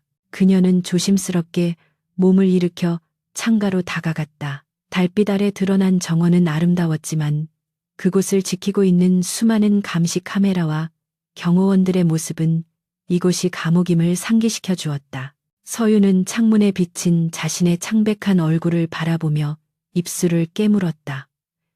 살아남아야 했다. 그리고 반드시 이 거대한 성벽을 안에서부터 무너뜨릴 틈을 찾아내야만 했다. 다음 날 아침 식사 자리는 예상대로 전쟁터나 다름없었다. 장 여사는 식탁에 앉자마자 서윤의 옷차림부터 식사 예절까지 사사건건 트집을 잡기 시작했다. 젓가락질이 그게 뭐냐느니, 가정교육을 어떻게 받았냐느니 하는 모욕적인 언사들이 쏟아졌다. 서윤은 그 모든 독설을 묵묵히 견뎌내며 일부러 더 주눅든 표정을 지었다. 죄송합니다, 어머니. 제가 많이 부족해서요. 앞으로 더 배우겠습니다. 서윤이 고개를 푹 숙이며 떨리는 목소리로 대답하자 장 여사는 콧방귀를 뀌며 비웃었다. 태주는 그 모습을 조용히 지켜보며 커피를 마시고 있었다. 그는 서윤이 연기하고 있다는 것을 알면서도 굳이 끼어들지 않았다. 그녀가 어디까지 견딜 수 있는지 그리고 이 상황을 어떻게 역이용할지 궁금했기 때문이었다. 태주는 식사를 마치고 자리에서 일어나며 무심하게 한마디를 던졌다. 민우야, 회사에서 보자. 그리고 당신 오늘 집에서 얌전히 있어. 사고 치지 말고. 그는 서윤의 머리를 쓰다듬는 척하며 귓가에 속삭였다. 여우짓 하다가 들키지나 마. 태준이 출근하고 난 뒤 저택은 장여사의 왕국이 되었다. 그녀는 서윤을 불러내어 하녀들이나 할 법한 일들을 시키기 시작했다. 집안의 기강을 잡아야 한다며 먼지 쌓인 서재의 책들을 전부 꺼내서 닦고 정리하라는 지시였다. 고용인들이 난처한 표정으로 지켜보았지만 서윤은 군말 없이 앞치마를 둘렀다. 오히려 이것은 기회였다. 태준의 서재는 평소에 잠겨 있어 접근하기 힘든 곳이었는데 장여사가 제 발로 그 문을 열어준 셈이었다. 서윤은 먼지를 뒤집었으며 책들을 정리하는 척하다가 서재 구석에 놓인 낡은 금고와 책상 위의 서류들을 곁눈질로 훑어보았다. KX그룹의 초기 자금 흐름과 관련된 장부들이 꽂혀 있는 섹션이 눈에 들어왔다. 그녀의 아버지 회사인 한성건설이 무너지던 시기와 겹치는 문서들이었다. 서윤의 심장이 거칠게 뛰기 시작했다. 감시 카메라의 사각지대를 확인한 그녀는 재빨리 책 한 권을 빼내어 그 안에 숨겨진 메모리 카드가 있는지 확인했다. 오후가 되자 서윤은 지친 기색을 연기하며 거실 소파에 앉아 있었다. 그때 장 여사가 친구들을 불러 티타임을 가지고 있었다. 화려한 보석으로 치장한 중년 부인들은 서윤을 힐끔거리며 수군거렸다. 저 아이가 태준이 약혼녀라면서 어디서 굴러먹던 애라니? 장 여사는 보란듯이 큰 소리로 떠들었다. 그냥 얼굴이나 좀 반반해서 데려온 모양이야. 태준이가 원래 장난감을 좀 좋아하잖아. 실증 나면 버리겠지 뭐. 부인들은 깔깔거리며 웃음을 터뜨렸다. 서윤은 그들의 대화를 못 들은 척하며 찻잔을 날랐다. 찻잔을 내려놓는 척하며 테이블 밑에 도청 장치를 부착하려 했지만 보는 눈이 너무 많아 위험했다. 대신 그녀는 그들의 대화 내용을 머릿속에 녹음하듯 새겨 넣었다. 그들은 태준의 경영권 방어와 관련된 주주총회 이야기를 하고 있었다. 장 여사가 강민우 상무를 회장 자리에 앉히기 위해 이사들을 포섭하고 있다는 결정적인 정보를 얻은 것이다. 저녁이 되어 태준이 퇴근했을 때 서윤은 욕실에서 갓 샤워를 마치고 나오고 있었다. 물기를 머금은 머리카락과 헐렁한 샤워가운 차림의 그녀를 보자 태준의 눈빛이 순간적으로 어두워졌다. 그는 넥타이를 거칠게 풀어헤치며 그녀에게 다가갔다. 오늘 하루는 어땠지? 어머니가 꽤나 괴롭혔을 텐데 태준이 물었다. 서윤은 수건으로 머리를 말리며 담담하게 대답했다. 견딜만 했어요. 덕분에 서재 구경도 실컷 했고요. 태준은 피식 웃으며 그녀의 허리를 낚아채 자신의 몸에 밀착시켰다. 서재에서 먼지나 먹으라고 보낸 건 아닐 텐데 뭐 좀 건진 건 있나? 그의 뜨거운 체온이 얇은 가운 너머로 전해지자 서윤은 움찔하며 몸을 굳혔다. 그녀는 태연한 척하며 그의 눈을 똑바로 바라보았다. 글쎄요, 먼지가 너무 많아서 기침하느라 바빴는걸요. 거짓말. 태준은 낮게 으르렁거렸다. 그의 손이 서윤의 허리를 타고 올라와 젖은 머리카락을 쓸어 넘겼다. 내 눈은 욕망으로 번들거리고 있어. 뭔가 찾아냈다는 뜻이지. 그는 서윤의 턱을 들어 올리며 입술이 닿을 듯 말 듯 한 거리까지 얼굴을 들이밀었다. 말해봐. 뭘 봤지? 서윤은 숨이 막혀오는 것을 느꼈다. 이 남자의 페이스에 말려들면 안 된다. 그녀는 살짝 미소를 지으며 그의 가슴팍에 손을 얹었다. 비밀이에요. 부부 사이에도 비밀은 있어야 신비감이 유지된다면서요? 그녀의 당돌한 대답에 태준은 의외라는 듯 눈썹을 치켜 올렸다. 그러고는 갑자기 그녀의 입술을 거칠게 덮쳤다. 예고도 없이 들어온 키스는 폭력적이면서도 묘하게 달콤했다. 서윤은 저항하려 했지만 태준의 강한 힘에 눌려 꼼짝할 수가 없었다. 그의 혀가 그녀의 입안을 유린하며 숨통을 조여왔다. 한참 뒤 입술이 떨어지자 서윤은 가쁜 숨을 몰아쉬며 그를 노려보았다. 뭐 하는 짓이에요? 계약 조건에 이런 건 없었잖아요. 그녀가 소리치자 태준은 엄지로 입술을 닦으며 비릿하게 웃었다. 계약서 다시 읽어보지 그래?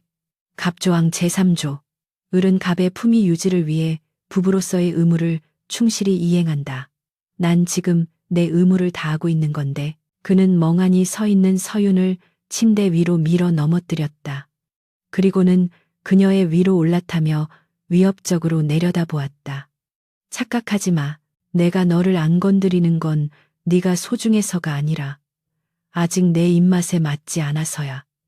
하지만 자꾸 이렇게 도발하면 나도 참는데 한계가 있어. 오늘은 경고로 끝내지만 다음엔 이 정도로 끝나지 않을 거야.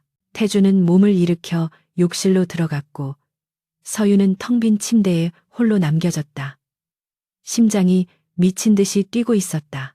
분노와 수치심, 그리고 알 수 없는 묘한 감정이 뒤섞여 혼란스러웠다. 그날 밤 서유는 잠든 태준 몰래 침대에서 빠져나왔다. 모두가 잠든 새벽 2시였다.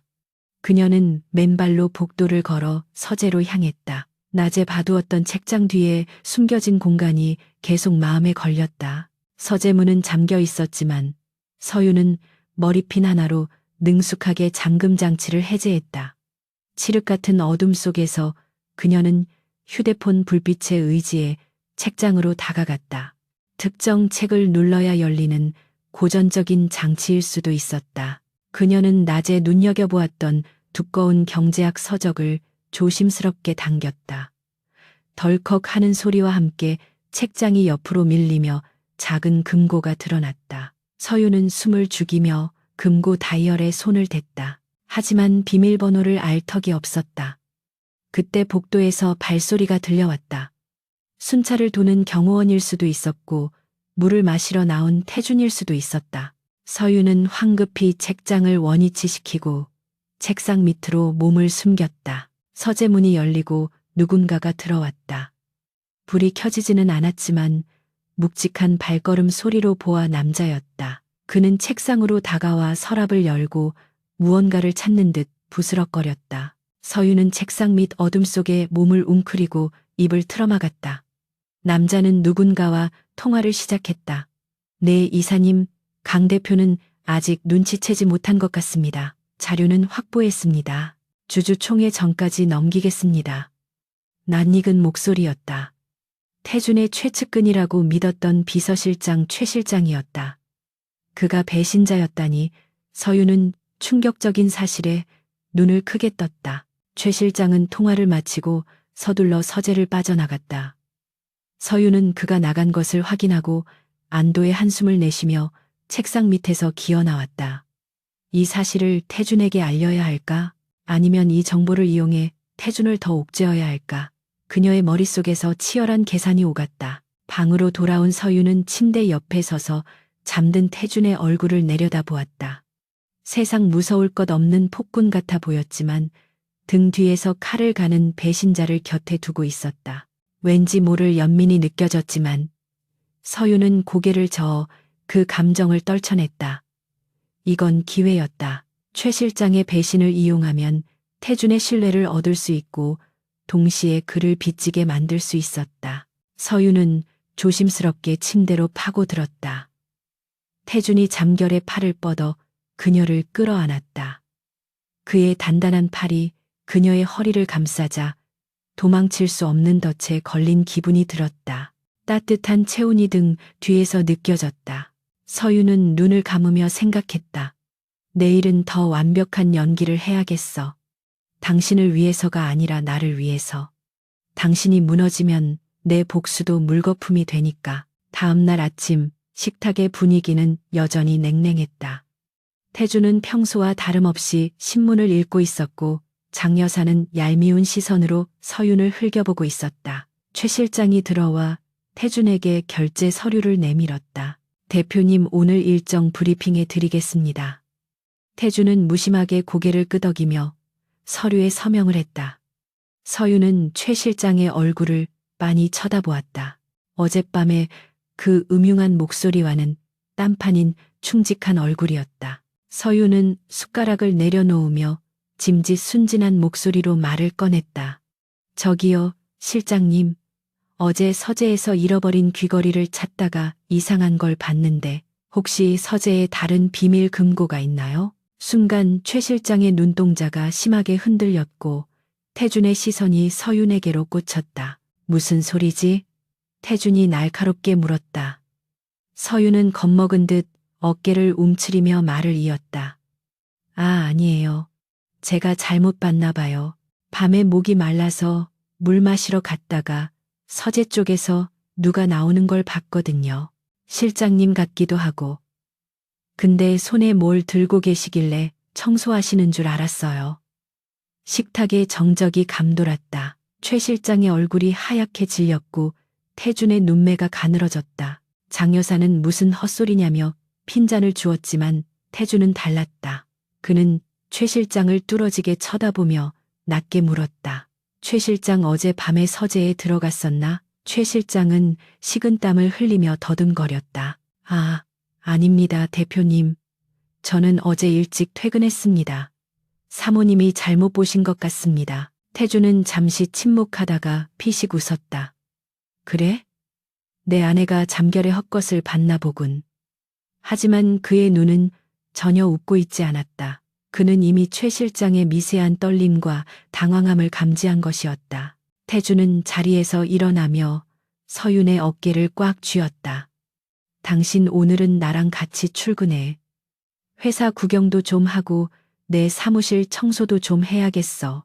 서윤은 태준의 의도를 알아차리고 고분고분하게 고개를 끄덕였다. 그는 지금 그녀를 보호하려는 것이 아니라 그녀가 쥔 패를 확인하려는 것이었다. 차에 타자마자 태준은 서윤을 구석으로 몰아넣고 물었다. 사실대로 말해. 어젯밤에 뭘 봤지? 서윤은 태준의 눈을 똑바로 바라보며 또박또박 대답했다. 당신이 가장 믿는 개가 주인을 물려고 이빨을 드러내는 걸 봤어요. 태준은 서윤의 말을 듣고도 놀라는 기색이 없었다. 오히려 흥미롭다는 표정으로 그녀를 바라보았다. 최 실장이 배신자라는 걸 알고 있었어? 태준이 물었다. 서윤은 고개를 저었다. 아니요. 어젯밤 통화 내용을 듣기 전까지는 몰랐어요. 주주총회 전까지 자료를 넘기겠다고 하더군요. 태준은 턱을 쓰다듬으며 생각에 잠겼다. 놈이 쥐새끼라는 건 짐작하고 있었지만 꼬리를 잡을 증거가 없었지. 네가 그 증거를 잡아준 셈이군. 그는 갑자기 서윤의 손을 잡고 손등에 키스했다. 예상치 못한 행동에 서윤이 놀라 손을 빼려 했지만 그는 놓아주지 않았다. 잘했어, 신데렐라. 상을 줘야겠군. 오늘 밤에는 진짜 부부처럼 뜨겁게 보내볼까. 그의 눈빛이 위험하게 빛났다. 서윤은 본능적으로 느꼈다.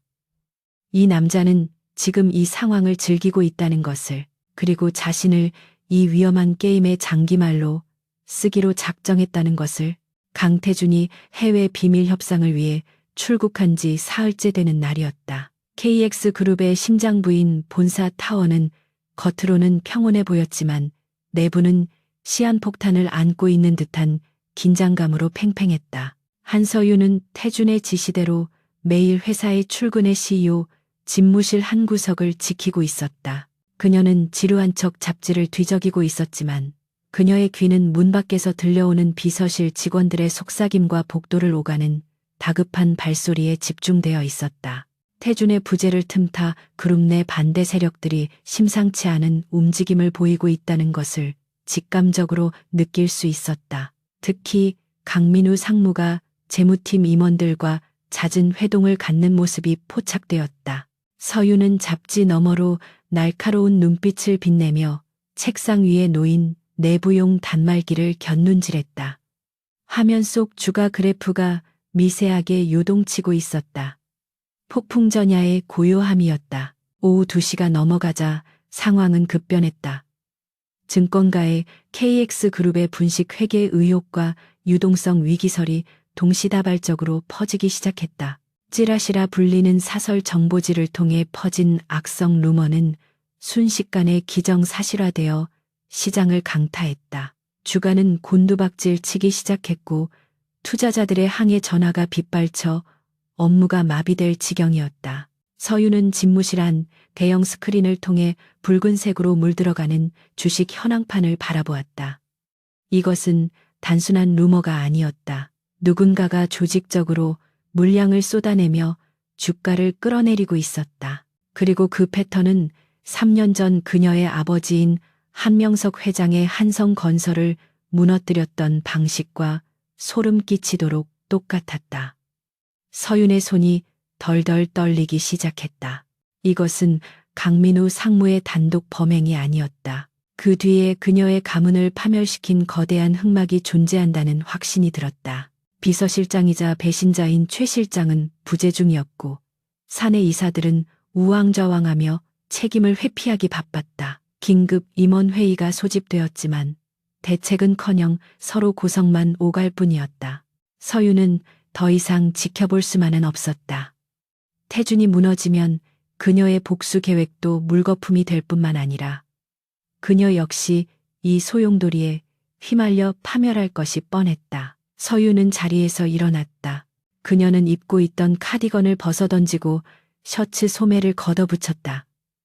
헝클어진 머리를 질끈 묶자 순진하고 멍청해 보이던 신데렐라의 가면이 바닥으로 떨어져 나갔다. 그녀의 얼굴에는 냉철한 승부사의 본능만이 남아 있었다.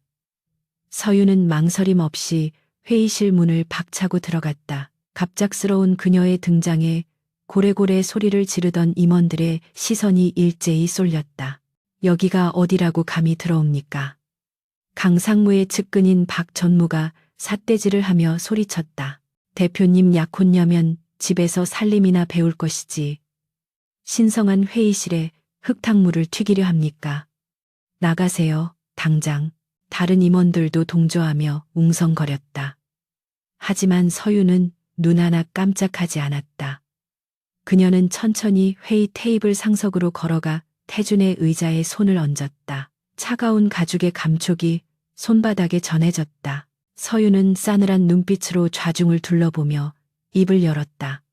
지금부터 이 회의는 제가 주재합니다. 그녀의 목소리는 높지 않았지만 좌중을 압도하는 카리스마가 실려 있었다. 박 전무가 기가 차다는 듯 헛웃음을 터뜨렸다. 미치셨습니까? 여기가 소꿉장난하는 곳인 줄 아십니까? 경비 불러서 당장 끌어내. 경비 부를 시간 있으면 주가 방어부터 하시죠. 서윤이 날카롭게 일갈했다. 지금 공매도 세력이 노리는 건 단순한 주가 하락이 아닙니다.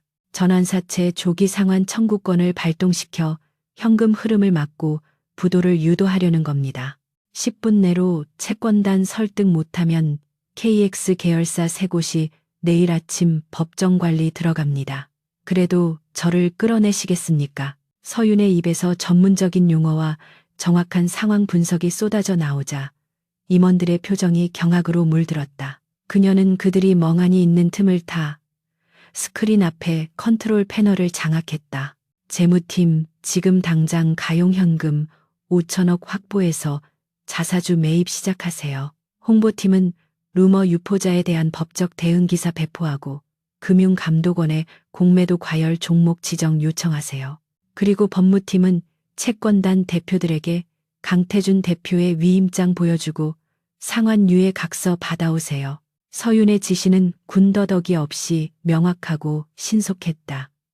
멍하니 있던 직원들이 그녀의 기세에 눌려 하나둘씩 움직이기 시작했다. 저 여자가 미쳤거나 아니면 천재거나 둘 중 하나겠지만 지금은 지푸라기라도 잡아야 했다. 박 전무만이 얼굴을 붉히며 반발했다. 네가 뭔데 명령이야. 강 대표 허락도 없이 회사 자금을 움직였다가는 배임죄로 고소할 거야. 서윤은 차갑게 웃으며 박 전무에게 다가갔다. 고소요. 마음대로 하세요. 하지만 회사가 망하면 고소할 주체도 사라진다는 걸 모르시나요? 그리고 박 전무님 강민우 상무와 작당해서 경쟁사의 내부 정보 팔아넘긴 증거 제 노트북에 다 있습니다. 지금 조용히 입 다물고 협조하는 게 본인 신상에 좋을 텐데요. 그녀의 협박 아닌 협박에 박 전무는 입을 다물고 털썩 주저앉았다. 서윤은 다시 화면으로 시선을 돌렸다. 지금부터 전쟁입니다. 한 놈도 살려보내지 마세요. 서윤의 지휘 아래 혼란스럽던 상황실은 일사불란하게 돌아가기 시작했다. 그녀는 마치 오케스트라의 지휘자처럼 각 부서를 조율하며 공격해오는 세력의 허점을 파고들었다. 적들은 KX의 무능함을 예상하고 무리하게 물량을 쏟아냈지만 서윤은 그 타이밍을 역이용해 헐값에 주식을 사들이며 방어선을 구축했다. 그녀의 머릿속에는 아버지 어깨너머로 배웠던 수많은 기업 전쟁의 전략들이 파노라마처럼 스쳐 지나갔다. 이것은 단순한 방어가 아니었다. 과거 아버지를 지키지 못했던 자신에 대한 속죄이자 보이지 않는 적을 향한 선전포고였다. 서윤의 눈은 핏발이 서 있었지만 판단력은 그 어느 때보다 명료했다. 오후 장마감 시간이 다가오자 폭락하던 주가는 기적적으로 반등하기 시작했다.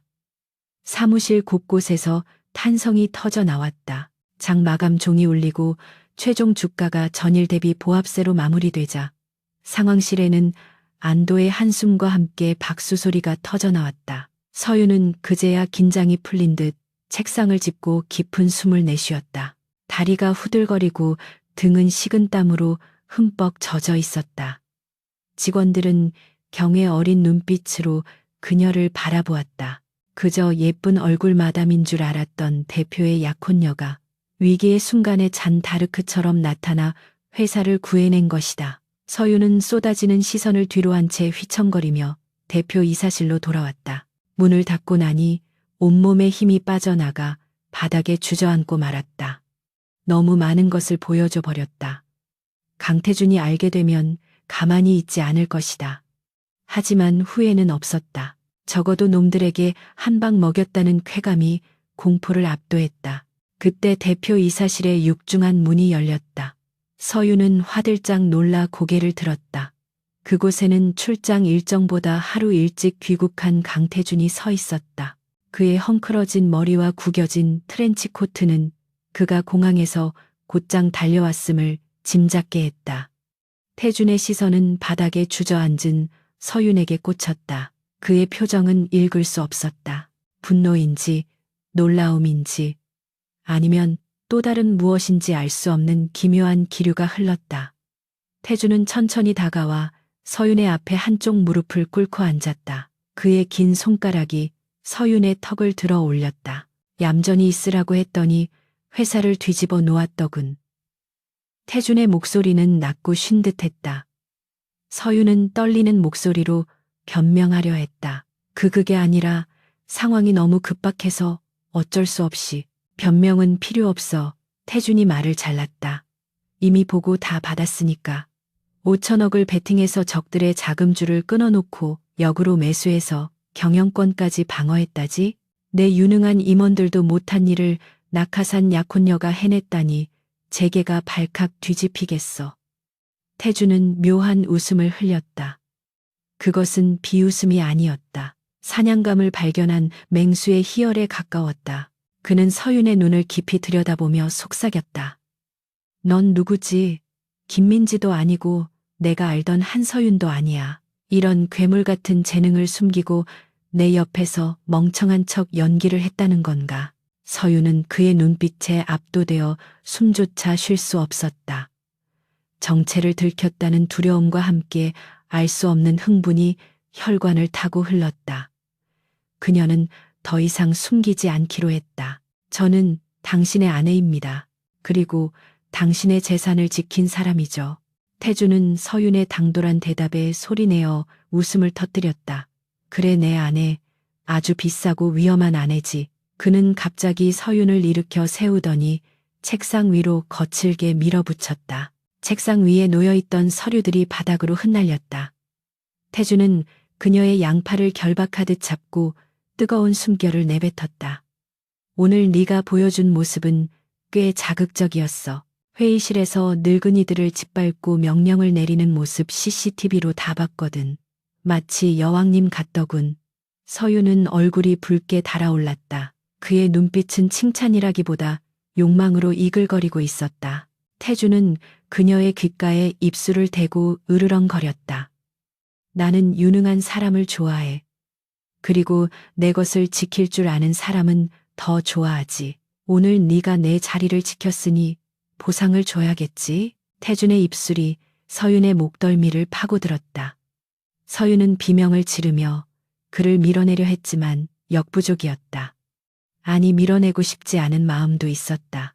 오늘 하루 억눌러 왔던 긴장감과 아드레날린이 태준의 거친 접촉을 통해 폭발하는 듯했다. 그녀는 저도 모르게 태준의 셔츠 깃을 움켜쥐었다. 태준은 그녀의 반응에 만족한 듯 더욱 깊숙이 파고들었다. 이제 연극은 끝이야. 내 가면은 깨졌어. 앞으로 내 앞에서 순진한 척 내숭떨 생각하지 마. 난 내 그 도끼 어린 눈빛이 더 마음에 드니까. 태준의 손이 서윤의 셔츠 단추를 하나씩 풀러내렸다. 차가운 공기와 함께 태준의 뜨거운 손길이 맨살에 닿자 서윤은 몸을 떨었다. 이것은 계약에 의한 의무 방어가 아니었다. 서로의 본성을 알아본 두 괴물의 본능적인 이끌림이었다. 그날 밤 집무실의 블라인드는 내려졌고 밖에서는 아무도 그 안에서 무슨 일이 일어나는지 알 수 없었다. 태준은 서윤을 집요하게 몰아붙이며 그녀의 모든 것을 확인하려 들었다.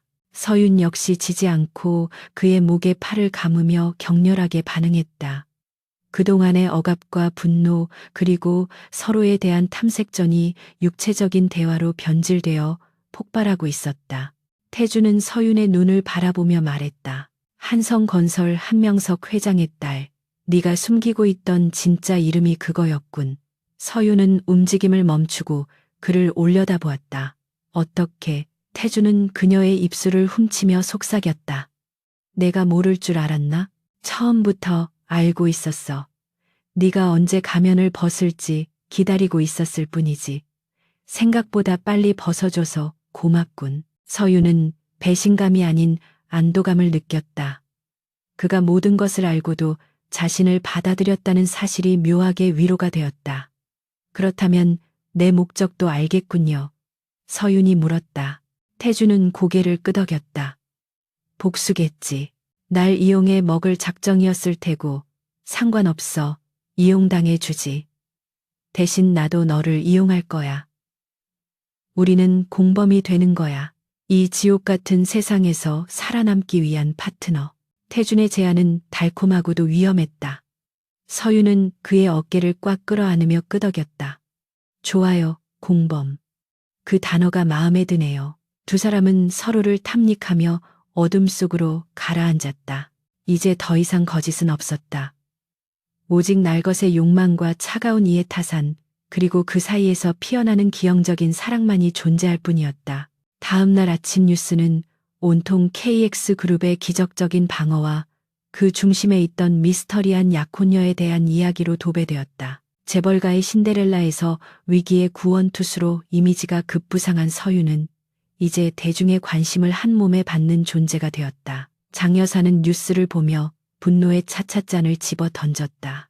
감히 그 천한 것이 내 아들의 자리를 위협해? 강민우 상무 역시 사색이 되어 있었다. 자신들이 파놓은 함정에 오히려 자신들이 빠질 위기에 처했기 때문이었다. 태준은 서윤과 함께 출근하며 여유로운 미소를 지었다. 이제 게임의 판도가 바뀌었어. 네가 전면에 나섰으니 놈들도 타겟을 너로 바꿀 거야. 감당할 수 있겠어? 태준이 물었다. 서윤은 선글라스를 고쳤으며 당당하게 대답했다. 언제든지요. 덤빌 테면 덤비라고 하세요. 제가 다 밟아줄 테니까. 태준은 사무실에 도착하자마자 비서실장을 호출했다. 최 실장 사표 써. 그리고 횡령 혐의로 고소장 접수될 거니까 변호사 알아보고. 최 실장은 바닥에 무릎을 꿇고 빌었지만 태준은 냉정하게 글을 내쳤다. 서윤은 그 모습을 지켜보며 서늘한 쾌감을 느꼈다. 배신자의 말로는 처참했다. 태준은 빈 비서실장 자리를 가리키며 서윤에게 말했다.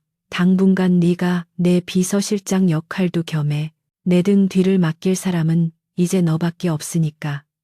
서윤은 고개를 끄덕였다. 그것은 태준이 그녀에게 줄 수 있는 최고의 신뢰이자 가장 위험한 자리였다. 서윤은 자리로 돌아가 업무를 시작했다. 모니터 너머로 태준과 눈이 마주쳤다. 두 사람은 말없이 미소를 교환했다. 그것은 사랑스러운 연인의 미소가 아니라 피냄새를 맡은 맹수들의 섬뜩한 미소였다.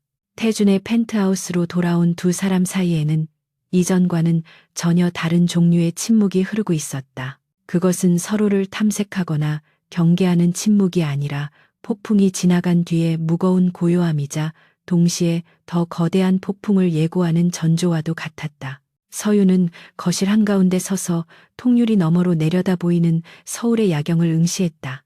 불과 며칠 전만 해도 저 도시의 불빛들이 자신을 조롱하는 것만 같았는데 이제는 그 모든 것이 자신의 발 아래 놓인 장기판처럼 느껴졌다. 태주는 재킷을 벗어 소파에 던지고 와인 바에서 붉은 와인 2잔을 따랐다. 유리잔에 부딪히는 맑은 소리가 정막을 깼다. 그는 천천히 서윤에게 다가와 잔을 건넸다. 서윤은 그 잔을 받아들었지만 마시지는 않았다. 그녀의 손끝이 미세하게 떨리고 있었다. 태주는 그 떨림을 놓치지 않고 그녀의 손을 자신의 큰 손으로 감싸 쥐었다. 이제 모든 카드를 테이블 위에 올려놓을 시간이야. 태주는 서윤을 이끌고 서재로 들어갔다. 그곳은 서윤이 몰래 침입하려 했던 금단의 구역이었지만 이제는 태준이 직접 문을 열어주었다.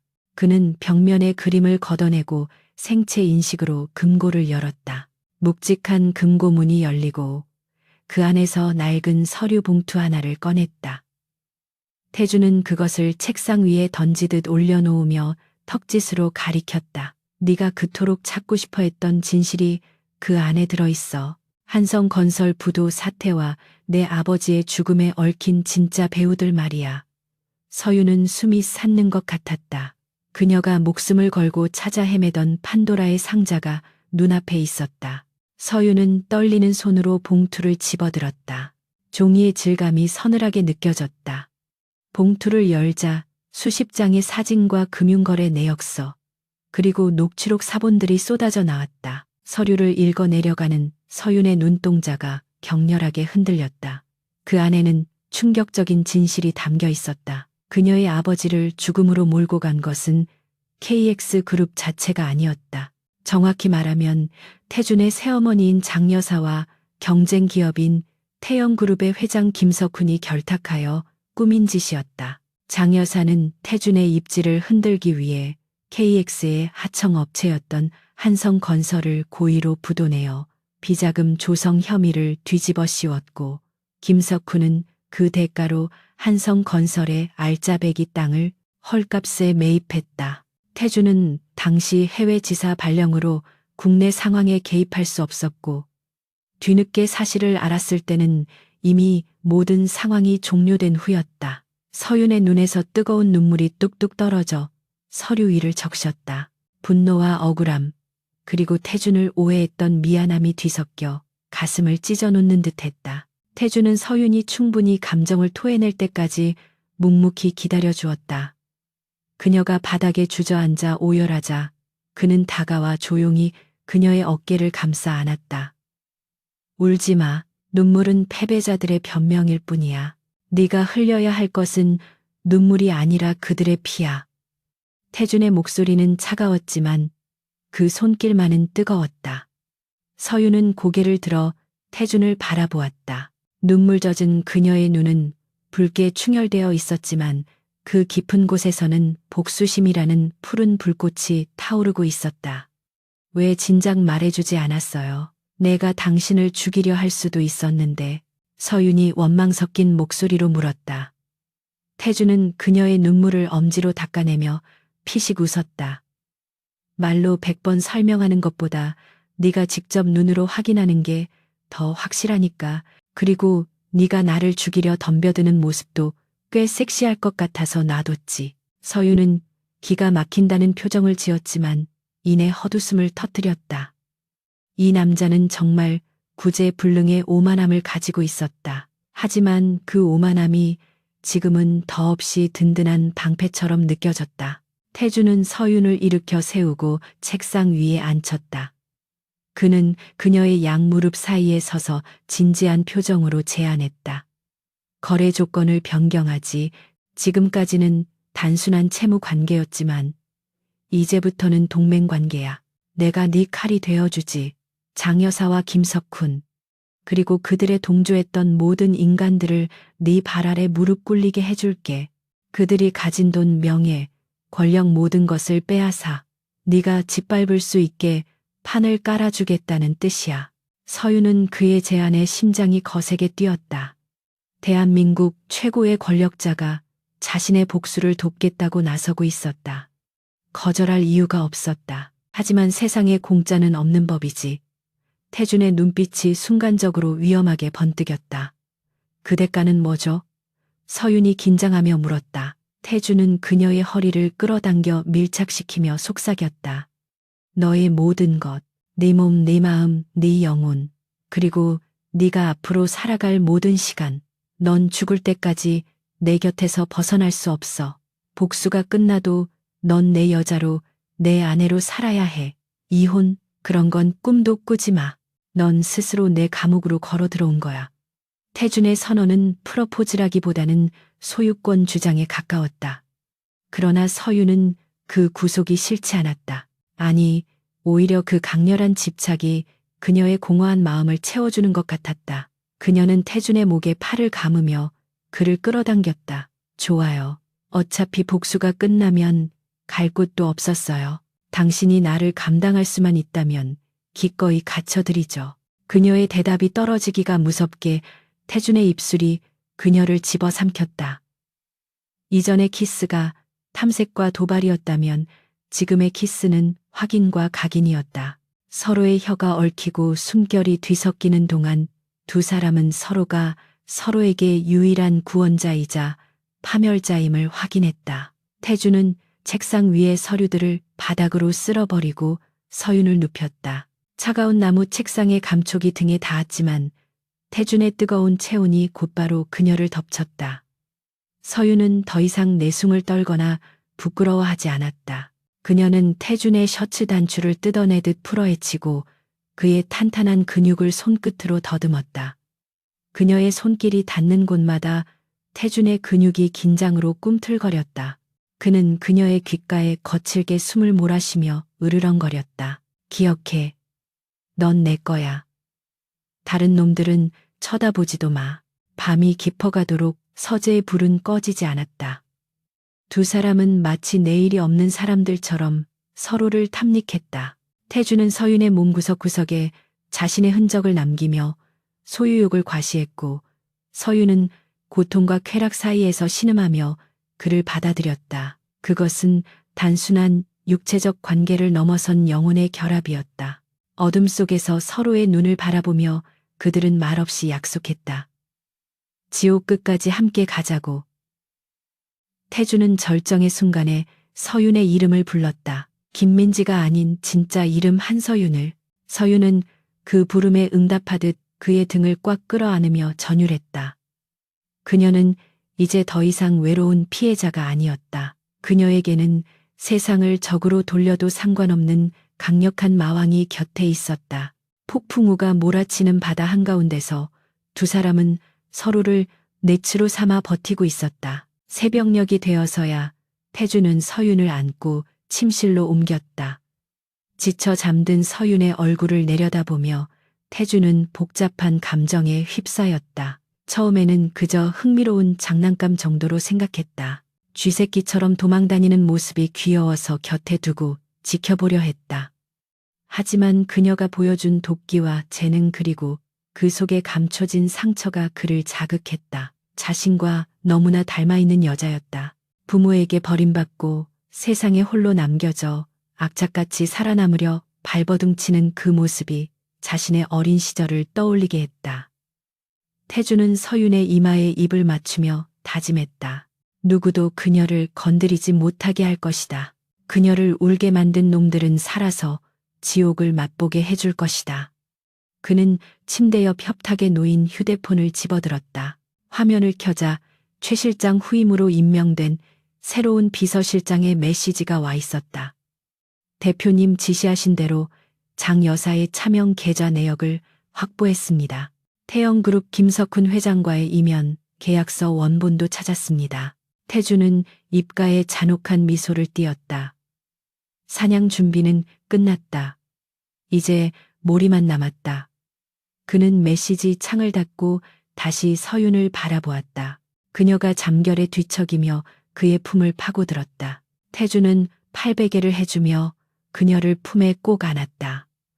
이 여자가 깨어나면 우리는 전쟁을 시작할 것이다. 피비린내 나는 전쟁이겠지만 그녀와 함께라면 그조차도 즐거운 유의가 될 것 같았다. 태주는 눈을 감고 잠시 휴식을 취했다. 다가올 전투를 위해서였다. 다음 날 아침 서유는 온몸이 뻐근한 것을 느끼며 눈을 떴다. 옆자리는 비어 있었지만 베개에는 태준의 향기가 남아 있었다. 그녀는 얼굴을 붉히며 지난밤의 기억을 떠올렸다. 자신이 그렇게 대담하게 행동했다는 사실이 믿기지 않았다. 하지만 후회는 없었다. 오히려 가슴 한구석이 꽉 채워진 듯한 충만감이 느껴졌다. 욕실로 들어가 거울을 보니 목과 쇄골에 태준이 남긴 붉은 자국들이 선명했다.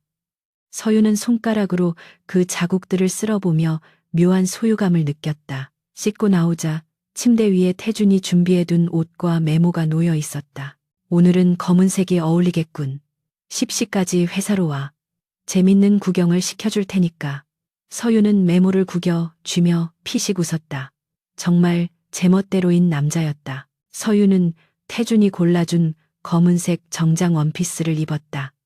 단정해 보이지만 몸매 라인이 드러나는 디자인은 그녀의 고혹적인 매력을 한층 더해주었다. 그녀는 화장대 앞에 앉아 평소보다 짙게 아이라인을 그리고 붉은 립스틱을 발랐다. 이제 순진한 신데렐라 연기는 필요 없었다. 거울 속의 여자는 복수의 화신처럼 강렬하고 아름다웠다. 서유는 준비를 마치고 대기하고 있던 기사가 운전하는 차에 올랐다. 차는 회사로 향하는 대신 서울 외곽의 한적한 요양병원으로 향했다. 서윤이 의아해하며 기사에게 물으려던 찰나 태준에게서 전화가 왔다. 도착했나? 거기가 첫 번째 코스야. 네 아버지를 배신하고 장 여사에게 붙었던 옛 한성건설 전무가 그곳에 입원해 있어. 가서 인사라도 나누지 그래? 요양병원 특실문을 열고 들어서자 휠체어에 앉아 창밖을 보고 있던 노인이 고개를 돌렸다. 한때 아버지의 오른팔이었던 최 전무였다. 그는 서윤을 보자마자 귀신이라도 본 듯 사색이 되어 떨기 시작했다. 서윤 양, 살아 있었나? 서윤은 또각또각 구두 소리를 내며 그에게 다가갔다. 살아 있었죠. 전무님이 등 뒤에서 칼을 꽂았는데도 끈질기게 살아남았어요. 서윤의 목소리는 서리발처럼 차가웠다. 최 전무는 덜덜 떨며 뒤로 물러나려 했다. 나는 어쩔 수 없었어. 그 여자들이 내 가족을 인질로 잡고 협박했단 말이야. 비겁한 변명이었다. 서윤은 그의 휠체어 손잡이를 잡고 그를 창가로 밀어붙였다. 그래서 우리 아버지를 죽음으로 내몰고 내 가족을 파탄냈나요? 당신 가족만 소중하고 우리 가족은 벌레만도 못했나요? 그때 문이 열리고 태준이 들어왔다. 그는 여유로운 표정으로 서윤의 옆에 섰다. 인사 끝났어? 이 늙은이가 그동안 빼돌린 돈으로 여기서 호의호식하고 있었더군. 내가 방금 병원 재단 이사장에게 전화해서 이 환자를 퇴원 조치하라고 했어. 그리고 검찰에 횡령 자료도 넘겼고 최 전무는 비명을 지르며 태준의 바짓가랑이를 잡고 매달렸다. 강 대표님, 제발 살려주십시오. 제가 잘못했습니다. 시키는 대로 다 하겠습니다. 태준은 더러운 것을 보듯 발로 그를 걷어찼다. 살려달라는 말은 내 아내에게 했어야지. 그리고 이미 늦었어. 넌 감옥에서 죗값을 치르게 될 거야. 물론 그 감옥 생활이 편안하지는 않겠지만. 태준은 경호원들을 불러 최 전무를 끌어내게 했다. 끌려가며 절규하는 최 전무를 보며 서유는 묘한 허무함을 느꼈다.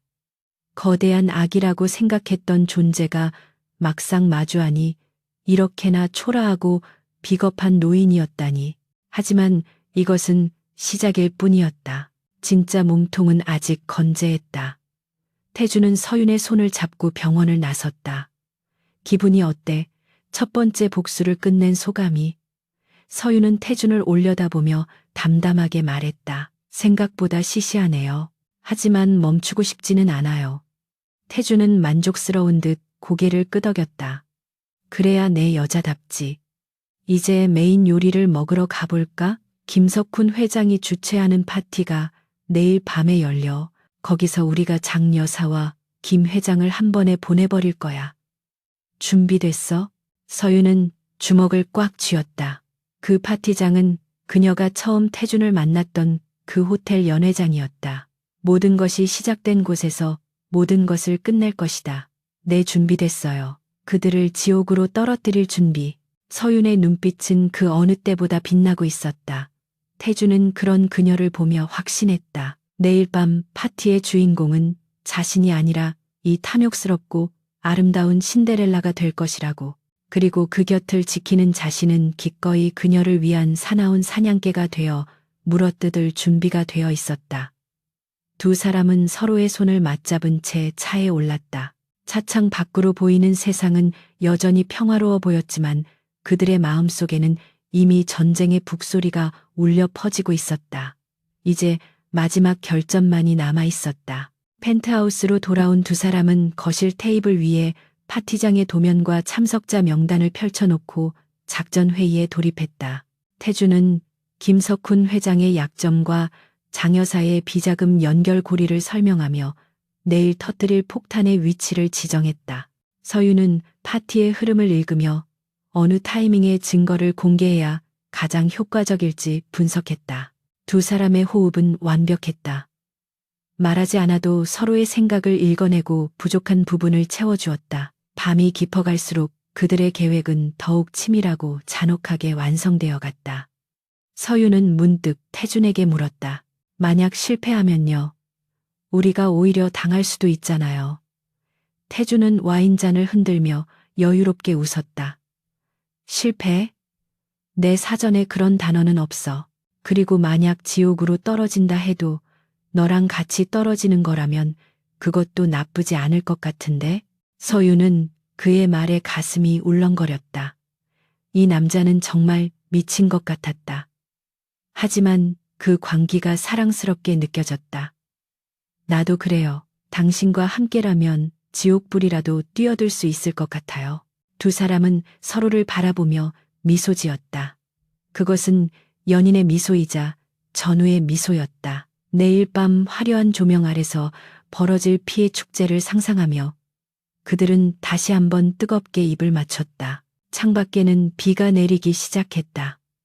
빗소리가 마치 다가올 파국을 예고하는 진홍곡처럼 들려왔다. 하지만 두 사람은 두려워하지 않았다. 그들은 이미 서로의 구원이자 파멸이었으니까. 폭풍 전야의 밤은 그렇게 깊어가고 있었다. 운명의 시간은 시시각각 다가오고 있었다. 하지만 그들의 평화가 완전히 정착된 것은 아니었는데 선우 그룹의 몰락으로 인해 이해관계가 얽힌 검은 세력들이 아직 남아 있었고 그들은 그림자 속에 숨어 복수의 칼날을 갈고 있을지도 모를 일이었다. 도지는 이 사실을 알고 있었기에 경계를 늦추지 않았고 이수와 아이를 지키기 위해 보안을 더욱 강화할 것을 다짐했다. 그는 이수의 어깨를 더욱 꽉 끌어안으며 세상 그 무엇도 우리를 갈라놓을 수 없으며 만약 또 다른 적이 나타난다면 이번보다 더 잔혹하게 짓밟아주겠다고 속으로 맹세했다. 밤하늘에는 별들이 쏟아질 듯 빛나고 있었고 그 별빛 아래서 두 연인의 그림자는 하나로 겹쳐져 흔들림 없이 서 있었다. 그때 굳게 닫혀있던 연회장의 거대한 문이 육중한 소리를 내며 양쪽으로 활짝 열렸다. 실내를 가득 채우던 음악 소리가 뚝 끊기고 사람들의 시선이 일제히 입구로 쏠렸다. 그곳에는 강태준과 한서윤이 서 있었다. 서윤은 더 이상 청승맞은 신데렐라나 주눅든 약혼녀의 모습이 아니었다. 그녀는 핏빛처럼 붉은 벨벳 드레스를 입고 있었는데 몸매를 타고 흐르는 드레스 라인은 고혹적이면서도 감히 범접할 수 없는 위엄을 뿜어내고 있었다. 그녀의 목에는 태준이 선물한 다이아몬드 목걸이가 차가운 빛을 발하며 그녀의 하얀 피부와 강렬한 대비를 이루었다. 태준은 완벽하게 재단된 블랙 턱시도를 입고 그녀의 허리를 단단히 감싸 안은 채 마치 사냥터에 들어선 맹수처럼 번뜩이는 눈빛으로 장내를 훑어보았다. 두 사람의 등장만으로 공기의 흐름이 바뀌었고 좌중은 숨을 죽였다. 김석훈 회장의 얼굴이 순식간에 일그러졌다. 초대하지 않은 불청객, 그것도 오늘 자신의 제물이 되어야 할 당사자들이 보란듯이 나타났기 때문이었다. 그는 억지로 미소를 지으며 마이크를 잡았다. 강 대표가 여긴 웬일인가. 초대장도 보내지 않았는데 제 발로 찾아오다니 예의가 없군. 그의 비아냥거림에도 태주는 눈 하나 깜짝하지 않았다. 태주는 천천히 단상을 향해 걸어가며 입을 열었다. 내 것을 훔쳐 잔치를 벌이는 도둑놈들이 있다길래 구경하러 왔지. 그리고 줄 선물도 있고 말이야. 그의 목소리는 확성기를 통하지 않았음에도 연회장 전체에 울려 퍼질 만큼 힘이 실려 있었다. 경호원들이 그들을 막으려 움직였지만 태준의 뒤를 따르던 KX 그룹의 정예 경호팀이 순식간에 그들을 제압하고 길을 터주었다. 서유는 또각거리는 구두 소리를 내며 태준과 함께 단상 바로 앞까지 걸어갔다. 그녀는 고개를 꼿꼿이 들고 단상 위의 장여사와 눈을 마주쳤다. 장여사는 서윤의 서늘한 눈빛에 압도되어 뒷걸음질 쳤다. 저 계집애가 감히 어디라고 눈을 똑바로 떠. 장여사가 소리쳤지만 목소리는 미세하게 떨리고 있었다. 서윤은 차가운 미소를 지으며 핸드백에서 작은 리모컨을 꺼내 들었다. 그녀가 버튼을 누르자 김 회장의 뒤에 있던 대형 스크린의 화면이 바뀌었다. 김 회장의 홍보 영상 대신 복잡한 금융거래 내역과 장부들이 화면을 가득 채웠다. 사람들은 웅성거라며 화면을 가리켰고 장내에는 혼란이 일기 시작했다. 그것은 태영그룹의 분식 회계 장부와 장 여사가 빼돌린 비자금 내역이 적나라하게 드러난 증거였다. 이게 무슨 짓이야 당장 꺼. 김 회장이 고래고래 소리를 질렀지만 시스템은 이미 서윤의 해킹 툴에 의해 장악된 상태였다. 서윤은 마이크를 뺏어들고 차분하지만 단호한 목소리로 말을 시작했다. 여러분이 보고 계신 것은 태영그룹의 실체입니다. 김석훈 회장은 지난 10년간 페이퍼 컴퍼니를 통해 회사 돈을 횡령하고 주가를 조작해 왔습니다. 그리고 그 더러운 돈의 일부는 여기 계신 장 여사에게로 흘러들어가 제 아버지의 회사인 한성건설을 고의로 부도내는 공작금으로 쓰였습니다. 서윤의 폭로의 장내는 충격에 휩싸였다. 카메라 플래시가 미친 듯이 터지기 시작했고 기자들은 앞다투어 질문을 쏟아냈다. 장 여사는 사색이 되어 손을 저었다. 거짓말이야. 저건 다 조작된 거야. 내가 저런 천한 것과 엮일 리가 없잖아. 서윤은 가소롭다는 듯 웃으며 화면을 넘겼다.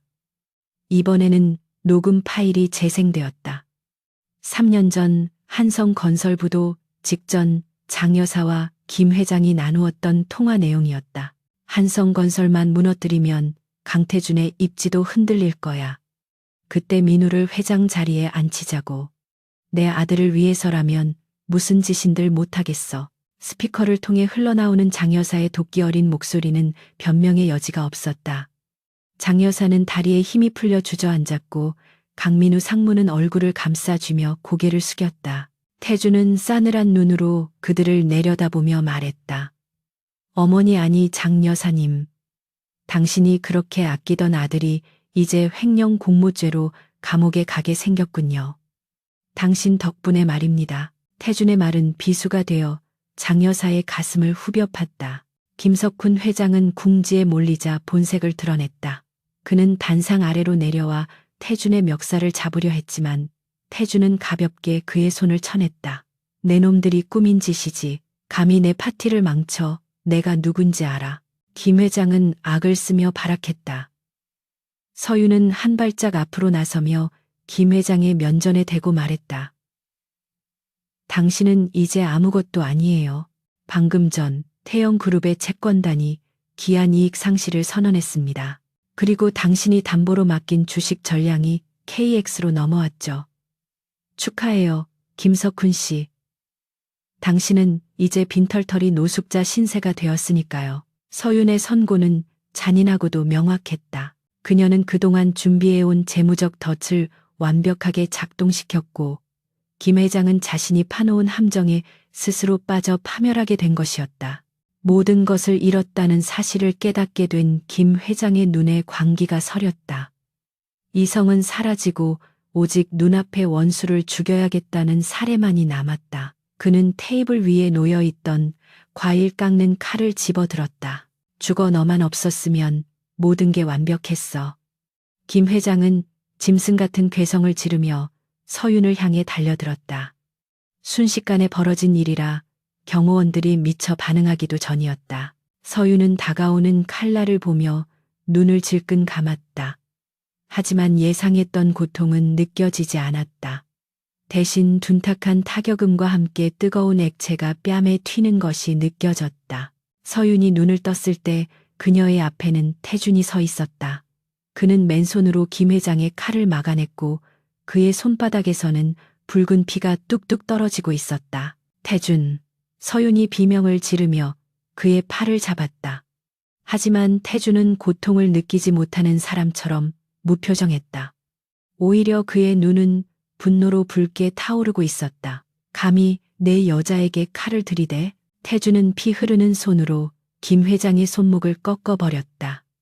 뼈가 부러지는 소름 끼치는 소리와 함께 김 회장이 비명을 지르며 칼을 떨어뜨렸다. 태준은 그대로 김 회장의 명치를 걷어차 바닥에 나뒹굴게 만들었다. 쓰러진 김 회장이 고통에 몸부림쳤지만 태준의 응징은 끝나지 않았다. 그는 김 회장의 멱살을 잡아 일으켜 세운 뒤 주먹으로 얼굴을 강타했다. 퍽 하는 소리와 함께 김 회장의 코뼈가 주저앉았다. 태준은 폭주하는 기관차처럼 무자비했다. 주변 사람들이 비명을 지르며 도망쳤지만 아무도 그를 말릴 엄두를 내지 못했다. 그만해요. 태준 죽겠어요. 서윤이 태준의 허리를 끌어안으며 말렸다. 이대로 가다간 태준이 살인자가 될 수도 있었다. 그녀의 애절한 외침에 태준은 멈칫했다.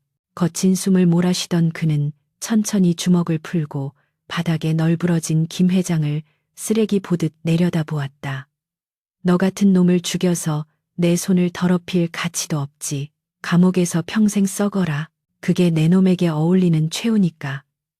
태준은 피 묻은 손을 털어내며 뒤로 물러섰다. 곧이어 사이렌 소리가 들리고 경찰 특공대가 연 회장으로 들이닥쳤다.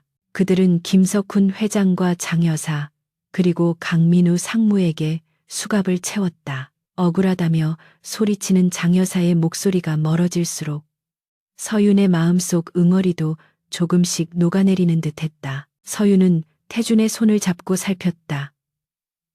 손바닥이 깊게 베어 피가 멈추지 않고 있었다. 서윤이 울먹이며 자신의 드레스 자락을 찢어 그의 손을 지혈하려 했다. 태준은 그런 서윤을 물끄러미 바라보다가 피 묻지 않은 손으로 그녀의 뺨을 어루만졌다. 괜찮아.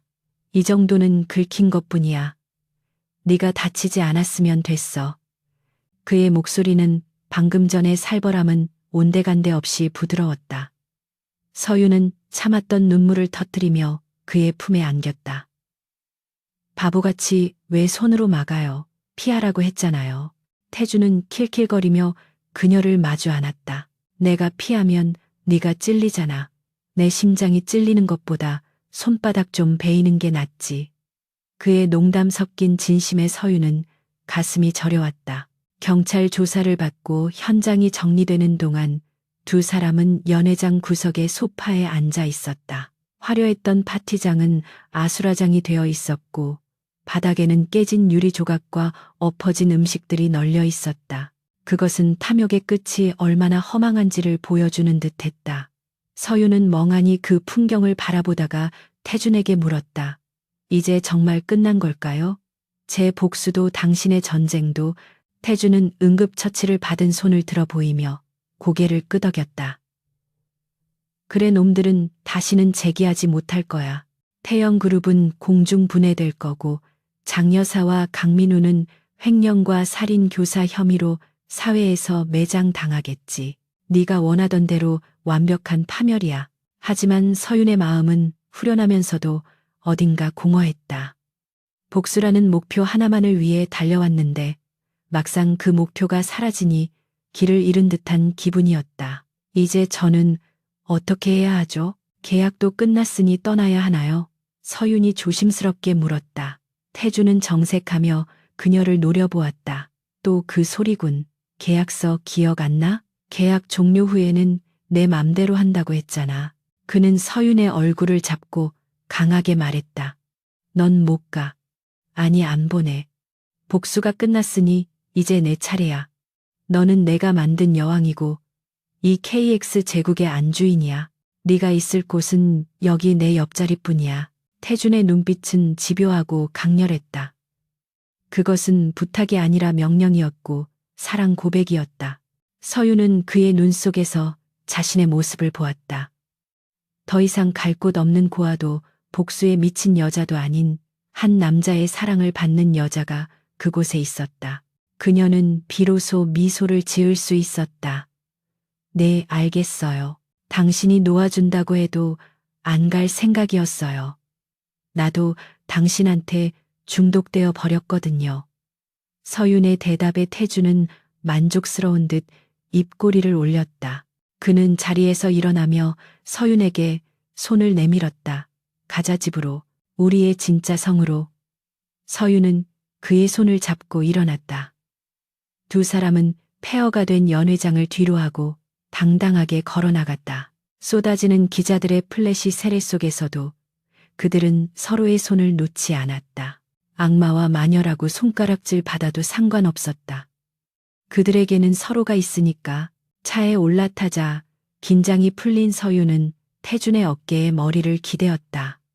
창밖으로 비가 그치고 먹구름 사이로 달빛이 비치고 있었다. 태준은 서윤의 손을 만지작거리며 조용히 말했다.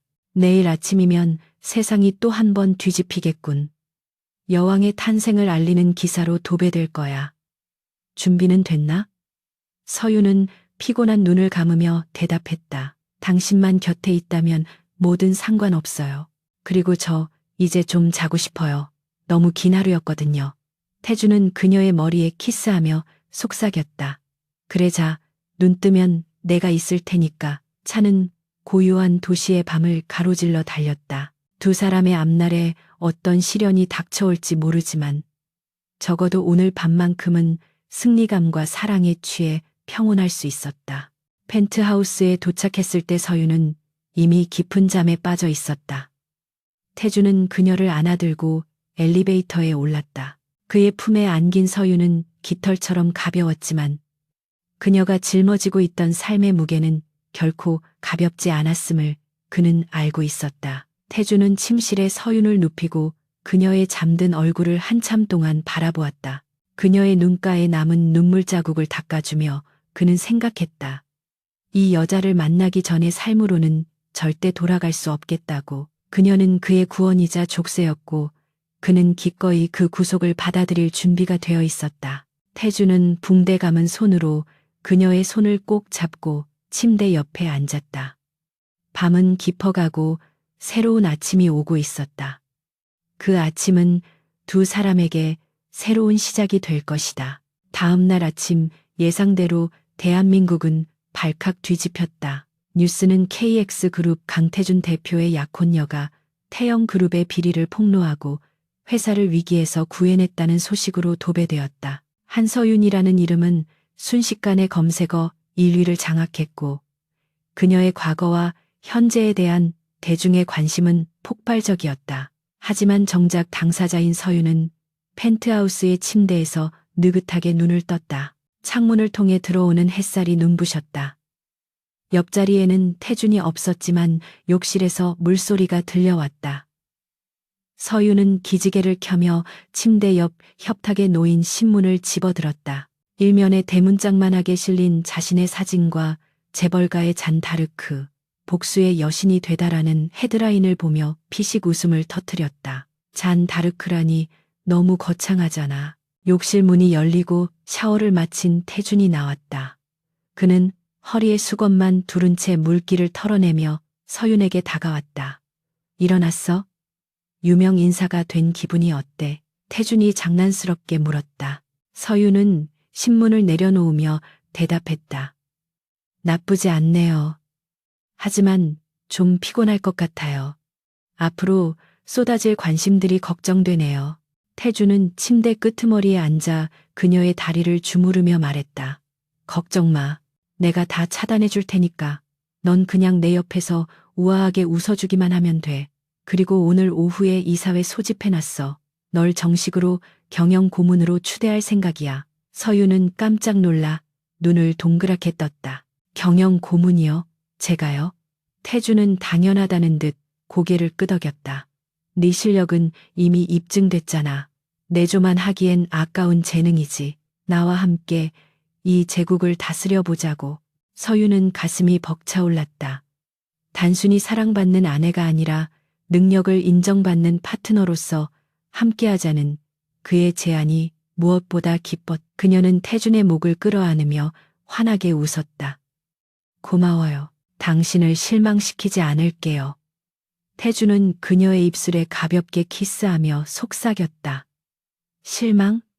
넌 이미 내 기대를 넘어섰어. 이제 씻고 준비해. 여왕님의 대관식 준비를 해야 하니까. 서유는 행복한 웃음을 터뜨리며 욕실로 향했다.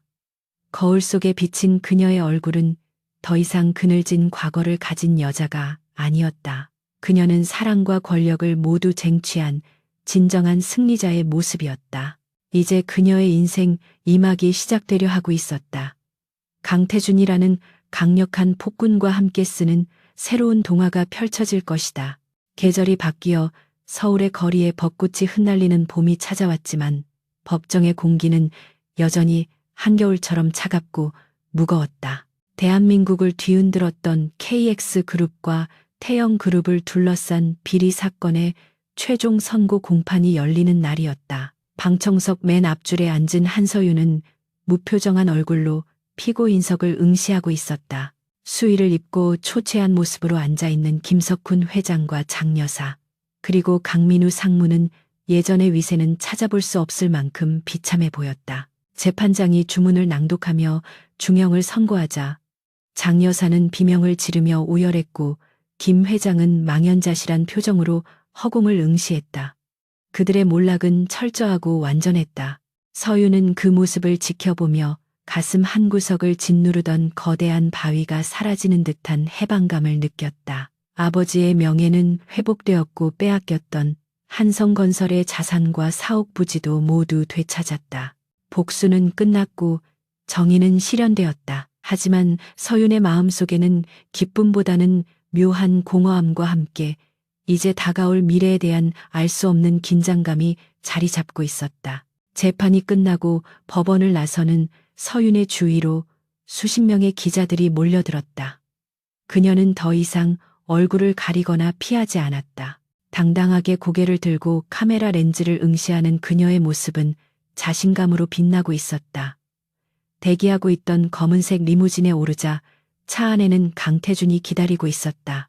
그는 서윤의 손을 잡으며 짧게 물었다. 기분이 어때?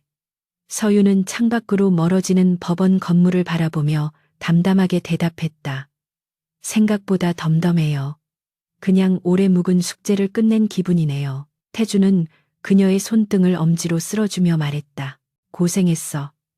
이제 과거는 잊고 앞만 보고 가면 돼. 차는 도심을 가로질러 한강이 내려다 보이는 추모 공원으로 향했다.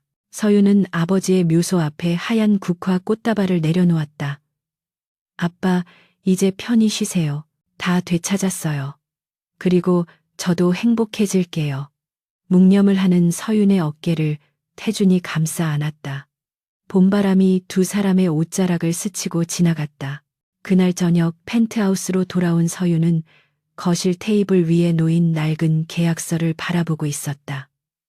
1년 전 태준과 처음 맺었던 그 계약서였다. 모든 조항이 이행되었고 이제 계약 기간도 종료되었다. 원칙대로라면 그녀는 이제 자유의 몸이 되어 이곳을 떠나야 했다. 서윤은 짐을 싸기 위해 드레스룸으로 들어갔지만 막상 손에 잡히는 것은 아무것도 없었다. 이곳에서의 생활 태준과의 기억, 그리고 그와 함께하며 느꼈던 권력의 달콤함이 그녀의 발목을 잡고 있었다. 그녀는 자신이 변했다는 것을 인정해야 했다. 순진한 피해자로 돌아가기에는 그녀는 이미 너무 많은 욕망을 맛보았다.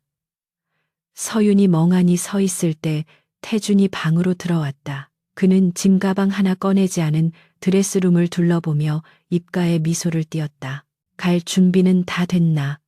그의 질문은 짐짓 떠보는 듯했다. 서윤은 고개를 저으며 그를 바라보았다. 아니요. 사실 어디로 가야 할지 모르겠어요. 제가 돌아갈 곳이 있기는 한 걸까요? 태주는 천천히 다가와 서윤을 벽으로 밀어붙였다.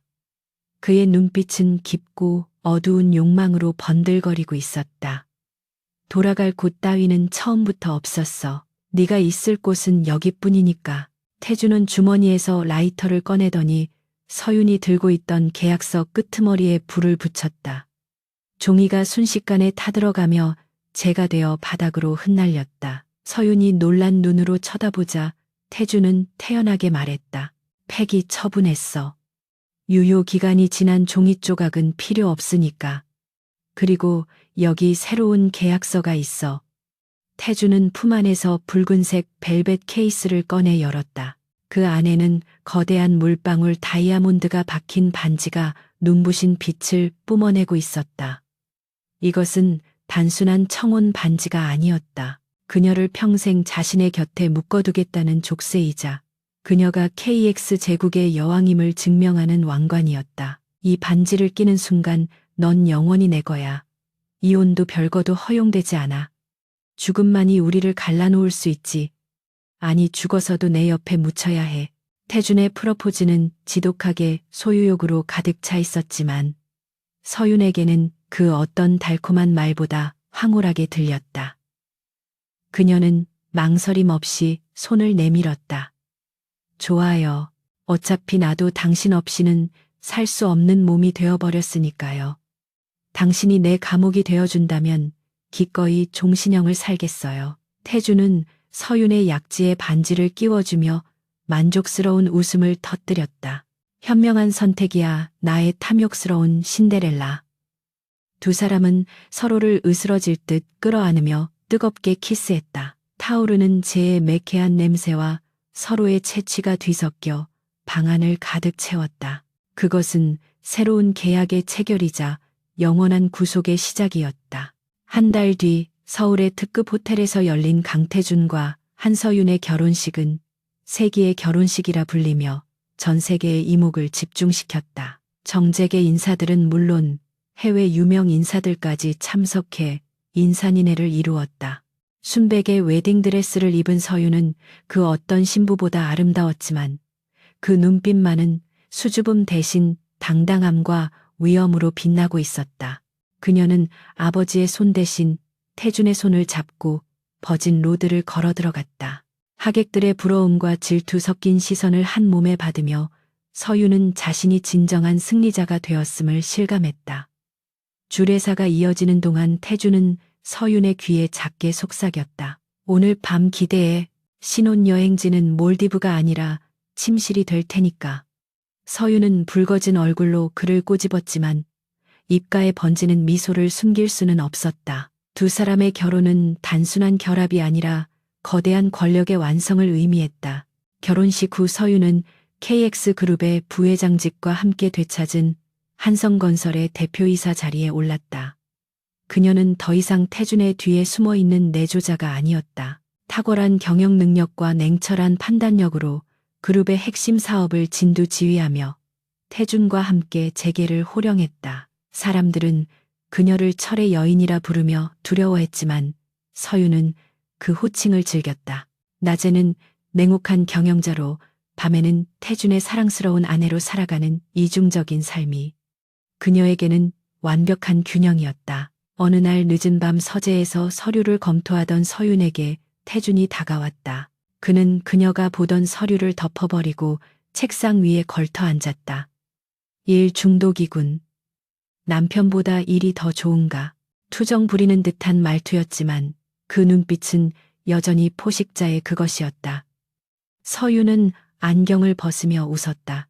당신이 벌려놓은 일이 너무 많아서 수습하는 중이잖아요. 태주는 서윤을 안아들어 책상 위로 올렸다. 수습은 내일 비서들 시켜. 지금은 내게 집중할 시간이야. 그는 서윤의 블라우스 리본을 풀며 목덜미에 입을 맞췄다. 결혼한 지 1년이 지났지만 태준의 집착과 열정은 식기는커녕 더욱 뜨거워지고 있었다. 그는 서윤이 다른 남자와 눈이라도 마주치면 질투심을 숨기지 않았고 그녀의 일거수일투족을 자신의 통제하에 두려했다. 보통의 여자라면 숨막혀 했겠지만 서윤은 그 구속을 사랑의 증거로 받아들였다. 그녀 역시 태준이 자신에게만 집착하고 매달리는 것을 보며 희열을 느꼈기 때문이었다. 두 사람은 서로의 결핍을 채워주는 가장 완벽하고도 기형적인 퍼즐 조각이었다. 사랑이라는 이름의 감옥 안에서 두 사람은 서로를 간수이자 죄수로 삼아 영원히 갇혀있기를 원했다. 시간이 흘러 KX그룹은 글로벌 기업으로 성장했고 강태준과 한서윤 부부는 세계적인 영향력을 가진 인물로 선정되었다. 두 사람 사이에는 아이도 태어났다.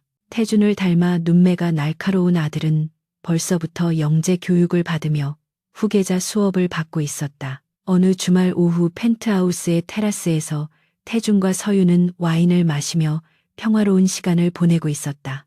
발 아래 펼쳐진 도시는 여전히 바쁘게 돌아가고 있었지만 이곳만큼은 시간이 멈춘 듯 고요했다. 태준이 서윤의 어깨에 팔을 두르며 물었다. 행복한가? 서윤은 와인잔을 흔들며 잠시 생각에 잠겼다. 가난했던 시절의 절박한 복수를 위해 칼을 갈던 시절의 도끼. 그 모든 것이 아득한 옛날 일처럼 느껴졌다. 지금 그녀는 모든 것을 가졌다. 돈, 명예, 권력 그리고 자신을 목숨보다 사랑하는 남자까지. 네, 행복해요. 상상했던 것보다 훨씬 더요. 서윤이 대답하자 태주는 만족스러운 듯 고개를 끄덕였다. 다행이군. 넌 내게 잡혀 사는 게 행복해야 해. 다른 세상은 꿈도 꾸지 못하도록 내가 널 완벽하게 망쳐놨으니까. 그의 오만한 말에 서윤은 소리내어 웃었다. 그래요. 당신은 정말 최악의 폭군이에요. 하지만 나도 만만치 않은 악녀라는 걸 잊지 마세요. 당신을 조종하는 건 결국 나니까요. 두 사람은 서로를 바라보며 미소 지었다. 그들의 미소에는 끈적한 욕망과 깊은 신뢰가 공존하고 있었다. 태주는 서윤의 입술에 깊게 입 맞췄다. 해가 저물고 도시의 불빛이 하나둘 켜지기 시작했다. 어둠이 내려앉을수록 두 사람의 사랑은 더욱 짙게 빛나고 있었다. 탐욕스러운 신데렐라는 유리 구두를 신고 왕궁으로 들어와 왕자를 유혹하는 데 성공했다. 그리고 그 왕자는 기꺼이 그녀의 포로가 되어 그녀에게 왕관을 씌워 주었다. 동화 속 신데렐라는 착하고 순진해서 복을 받았지만 현실의 신데렐라는 영리하고 탐욕스러웠기에 세상을 가질 수 있었다. 서윤은 태준의 품에 안겨 잠든 도시를 내려다보았다. 이 거대한 제국이 자신의 것이라는 사실이 짜릿했다. 그리고 이 제국의 주인인 강태준이 온전히 자신의 것이라는 사실은 더욱 짜릿했다. 밤은 길었고 그들의 사랑은 영원할 것이다. 매일 밤 반복되는 이 달콤한 사로잡힘 속에서 서윤은 진정한 자유를 느꼈다. 그것은 오직 그녀만이 이해할 수 있는 모순적이고도 완벽한 해피엔딩이었다. 폭군과 마녀는 그들의 성에서 오래오래 행복하게 살았다. 서로를 갉아먹고 채워주며 영원히.